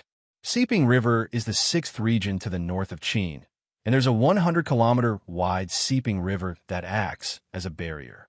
It's very difficult to pass through, and there are many piranha fish monsters in the water, which can stop anyone from invading. Valiant is the 5th region to the south of Qin, and it faces the central region of the Midland continent. The northern side is flat, while the southern side is filled with mountains. This is a natural barrier that can stop other factions from invading. South Leaf is the 7th region to the east of Qin, and it's covered with fog all year round. It's a marshy area, and it's very difficult for ordinary people to walk through. It's easy to get lost here, so this is the best place to stop people from invading. Open Flask is the 6th region to the west of Qin, and it's narrow at the top and wide at the bottom. It's shaped like a flask, and as long as you build a city there, you'll be able to hold the pass with just one person. Even if an army comes, you won't have to fear it all. Open Flask is the 6th region to the west of Qin, and it's narrow at the top and wide at the bottom. If you build a city there, you'll be able to hold the pass with just one person. Even if an army comes, you won't have to fear it at all. With the 4 points as the foundation, Great Qin could build a barrier that could stop all factions from invading. Even if Great Qin did not expand outwards, as long as they could defend the 4 points and devour a large area within them, Great Qin would be able to restore the Great Qin Empire. Wei Liao's words caused everyone to feel delighted. Not only did Zhao Fu want to see Qin restored, but everyone else also wanted to see it happen. Wei Liao had drawn out 31 regions in total. Each region was bigger than a province in the Heaven Awakened world, and the 31 regions added together were twice as big as China. Even though it wasn't very big compared to the northern side of the Midland continent, it was enough for Qin to establish a powerful kingdom. Zhao Fu was quite satisfied with this plan, and he smiled as he asked, "What does everyone think?" Bai Qi, this subordinate, thinks that General Wei Liao's plan is feasible. Wang Jian, this general, thinks that General Wei Liao's plan is very good. Everyone else, we all agree with General Wei Liao's plan. Good. This will be Qin's main strategy in the future. After Zhao Fu made the announcement, he changed his tone the next moment. Before, Qin didn't want to get involved in the muddy water of Huaxia. He just wanted to withdraw from Huaxia temporarily with Vietnam as the base. But now the trouble has come to him, and Qin can't stay alone. He can only respond and resist the invaders. As for the strategy of Vietnam, what do you think? Everyone else was also deep in thought. If they were to carry out Wei Liao's plan, Qin's main focus would be on the 4 points, and he wouldn't need to deploy so many forces in Vietnam for the time being. Now, the Vietnamese Guard was not just in North Nam. There were branches in other regions as well, and they were developing extremely quickly. However, without Zhao Fu's support, they would not be able to do this. At this moment, Bai Qi said, "Your Majesty." This subordinate believes that Qin's focus can be shifted back, but Vietnam will definitely invade. After Qin Empire is re-established, there will be Vietnam outside of the border. This subordinate suggests that the Vietnamese Guard continue to infiltrate Vietnam and suppress its overall strength. Those who are not of our race should not exist. Suddenly, after thinking for a moment, Wei Liao said earnestly, "Your Majesty, I don't agree with General Bai Qi." Zhao Fu was not surprised, as he had expected this. He looked at Wei Liao and signaled for him to continue. Wei Liao respectfully bowed before saying, "I believe that we should shift most of our focus back to Vietnam and only leave a small portion of our resources there. The Vietnamese Guard can be buried there as a hidden chess piece, and there's no need to develop too much. Supporting the Vietnamese Guard takes too much manpower and resources, and infiltrating Vietnam isn't something that can be done in a day. During this period of time, we'll have to spend countless resources, time, and manpower on Vietnam, which will greatly delay Qin Empire's re-establishment. It's better to shift our focus back to Qin, so that Qin Empire can re-establish itself more quickly. Also, within the 31 regions, Qin will have to face many enemies. On the surface, there are 4 legatees, but who knows if there are more hidden ones.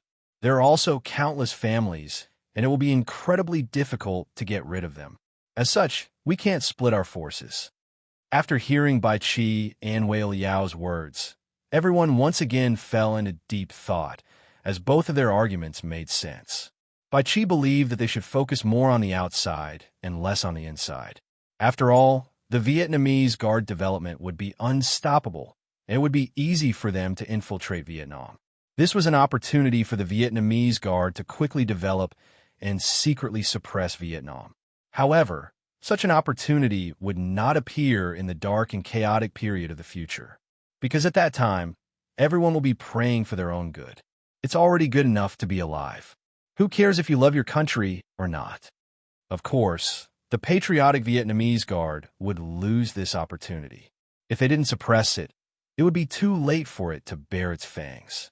However, Wei Liao's decision to focus on the inside and then the outside was correct. There were countless obstacles in the way of re-establishing Vietnam, and it would take a lot of effort to get rid of them. As such, they couldn't split their forces. However, neither of these things could be done in a day. Zhao Fu then asked the others, and they split into 2 factions. Some wanted to focus on the inside, while others wanted to focus on the outside. Both of them had their own advantages, and they could give many reasons. Wang Jian, what do you think about this? Zhao Fu's gaze suddenly fell on Wang Jian, who hadn't spoken this entire time. Everyone else paused and stopped arguing, and everyone fell silent as they looked at Wang Jian. Wang Jian stroked his chin and smiled as he said, "This general believes that both generals' words make sense." Following this, there was nothing else. His words were as good as not saying anything at all. Everyone looked at Wang Jian with some bitterness in their eyes, while Wang Jian smiled awkwardly. Zhao Fu felt a bit of headache. After thinking for a while, he decided to put 80% of his focus on Qin City and 20% on the invasion of Vietnam. Finally, it was also the end of this discussion. At the same time, various orders to change tactics were distributed from Qin to all corners, which made Qin's strategy change greatly. Many of the generals left one after another. Zhao Fu sat on the chair at the top. He felt like he had overworked his brain, so he gently rubbed his temples. A few beautiful female attendants walked in, came to Zhao Fu's side, and said gently, "Your Highness, it's not a big deal. Let's help you rub it." Hearing this, Zhao Fu smiled and nodded. A few female attendants came to his left and right. One of them massaged his temples, two of them massaged his hands, and two of them massaged his legs. Zhao Fu was not used to such service and smelling their fragrances, and he wanted to stop them.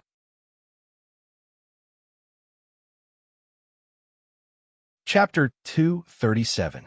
Large-Scale Crystal Mine. This news caused Zhao Fu to feel quite shocked. He sat up straight and looked at Li Wen as he asked seriously, "Is this true?" Li Wen understood the importance of this matter and earnestly nodded.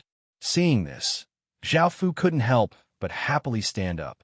Crystal stones were one of the resources that Qin Zhao Fu lacked the most. Apart from people and corpses, it was the third most important resource that he needed. This was because refining corpses with high aptitude and high cultivation cost a lot of crystal stones. Because crystal stones were very expensive, most of Qin Zhao Fu's money was spent on crystal stones.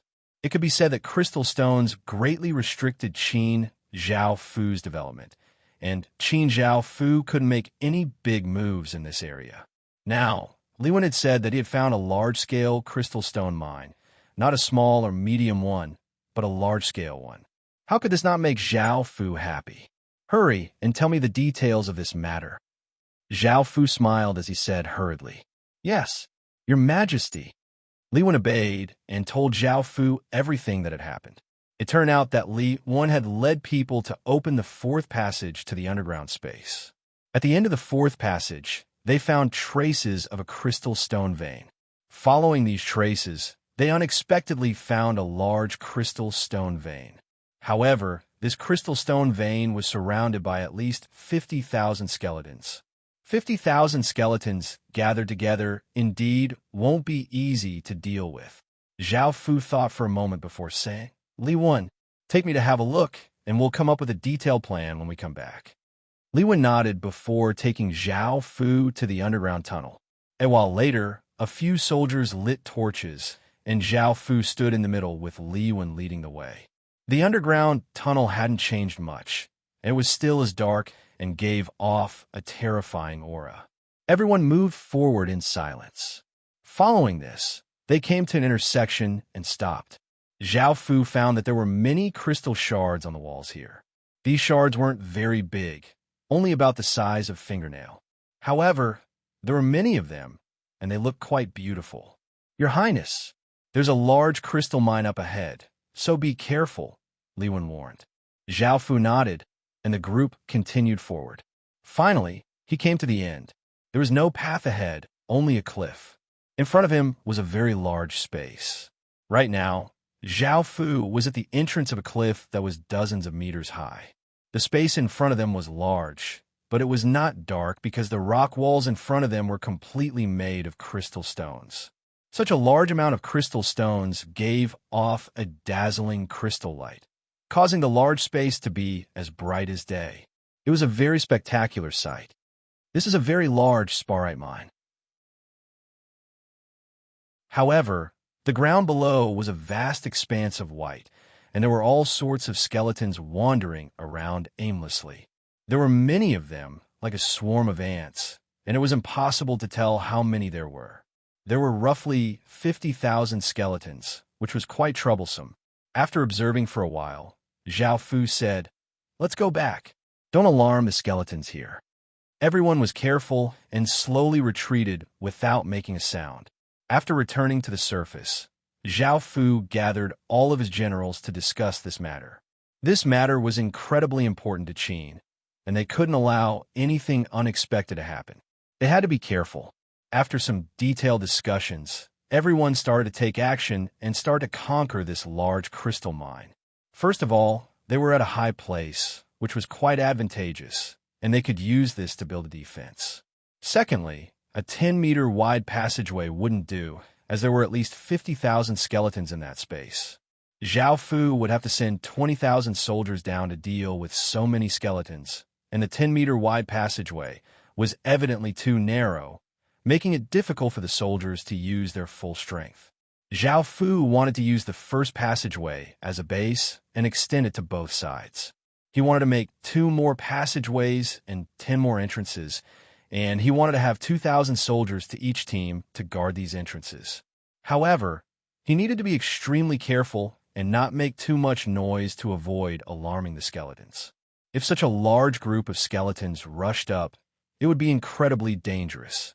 As such, the excavation progress was quite slow, but Zhao Fu felt that waiting a few days was worth it. Moreover, after the Ghost Festival, Qin still had a large amount of talisman papers and items that could ward off ghosts. Zhao Fu tested these items on the skeletons in the other passageways and found that they were quite effective. However, the effects weren't as good as when dealing with ghosts, and they were only half as effective. This was already quite good, as they were making use of trash. Finally, the 300 soldiers, black and white impermanences, and city god could all be used, and they were quite good at dealing with undead creatures. 4 days later, when everything was ready, everyone arrived at the entrance of the passageway. The passageway was now 20 meters wide, and the edges were all made of thick iron, forming a 1.3-meter tall iron wall. The top, bottom, left, and right of the passageway were covered with evil-warding talismans. Zhao Fu stood at the passageway and looked down at the countless skeletons before giving the order to attack. Swish, swish, swish. Suddenly, the deathly silent environment was filled with the sound of the air being torn as arrows and crossbow bolts shot out. Ordinary arrows that didn't have any stats wouldn't have any effect on skeletons. However, arrows with ghost-slaying talismans could consume the skeleton's deathly aura as long as they hit them. Even though they wouldn't have any serious effects, they were still quite useful. Some powerful archers could add stats to their arrows, and even without ghost-slaying talismans, the stats of the arrows could cause the skeleton's deathly aura to dissipate, causing their bodies to collapse into countless bones. The bolts formed a rain of arrows as they descended on the countless skeletons. This was especially so for the bolts with the 3 ghost-slaying talismans, which gave off an incredibly powerful aura. As soon as they shot out, the skeletons' bodies were blasted into countless pieces of bone that flew everywhere. This wave of attacks caused Zhao Fu's group to be completely exposed. Countless skeletons roared as they rushed over, giving off terrifying sounds. The roars of their souls were especially ear-piercing. A small portion of those with weaker cultivations started to feel dizzy. The skeletons flooded over, and Zhao Fu gave the order to fire another wave of arrows, killing a portion of the skeletons. Very quickly, a large number of skeletons reached below Zhao Fu, and they weren't ordinary skeletons.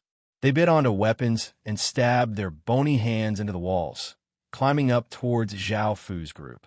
Ordinary skeletons wouldn't be able to do this, and they would only be able to instinctively attack and destroy the walls. However, these skeletons were different, and they most likely retained some of their memories from when they were alive.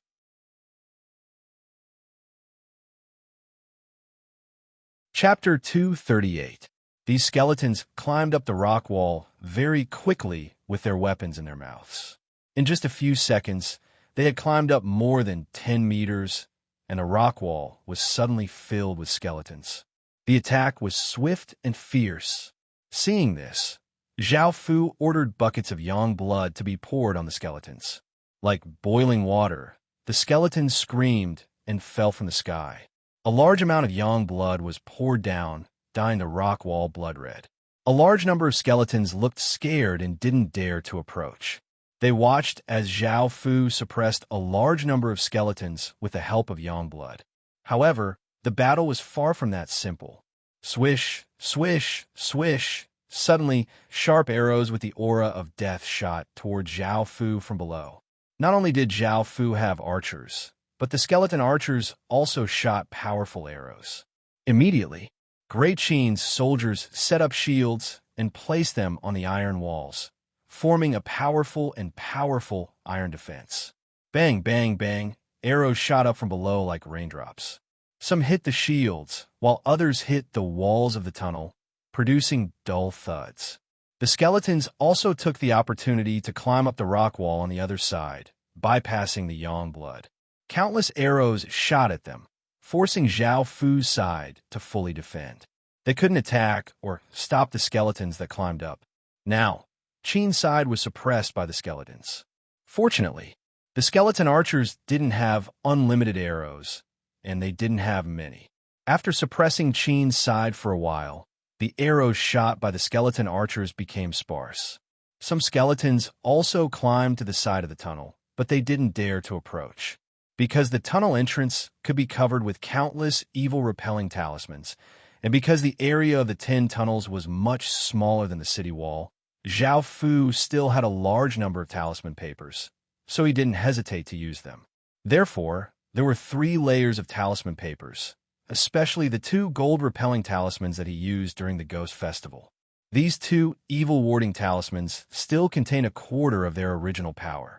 Their powerful evil-warding power was slightly better than that of ordinary silver-grade evil-warding talismans. With so many talismans, the evil-warding power was naturally terrifying. To the skeletons, the area ahead was like a blazing inferno that they couldn't get close to. If they did, they would die. At this moment, the attack of the skeleton archers also slowed down. Qin also seized the opportunity to counterattack. He opened a shield wall, and the soldiers who were ready drew their bows and shot arrows at the skeletons who were crawling around the entrance of the tunnel and staring at them fiercely. Powerful arrows containing ghost-slaying power shot into the skeletons, causing them to fall to the ground. Bang, bang, bang. One by one, the skeletons fell from the sky and shattered into countless bones. It was like a rain of bones. Although there were skeletons falling from the sky, the other skeletons weren't afraid at all. They continued to crawl towards the entrance of the tunnel. However, because of the powerful evil-warding power, the countless skeletons didn't dare to get close, and they could only stay in the surroundings and stare at Qin's soldiers. After being shot down by the archers, the skeletons continuously fell, while the skeletons continued to crawl upwards. Qin's soldiers didn't dare to relax for even a moment, and they used all kinds of methods to attack the skeletons around them. The battle was incredibly intense, and there was a tall pile of bones below. Although Qin's soldiers were tired, no one was injured for now. Suddenly, the situation changed. A gray ray of light with a terrifying aura streaked across the sky and shot towards Qin's soldiers. Bang! A massive explosion sounded out as the gray ray of light hit the wall of the leftmost tunnel.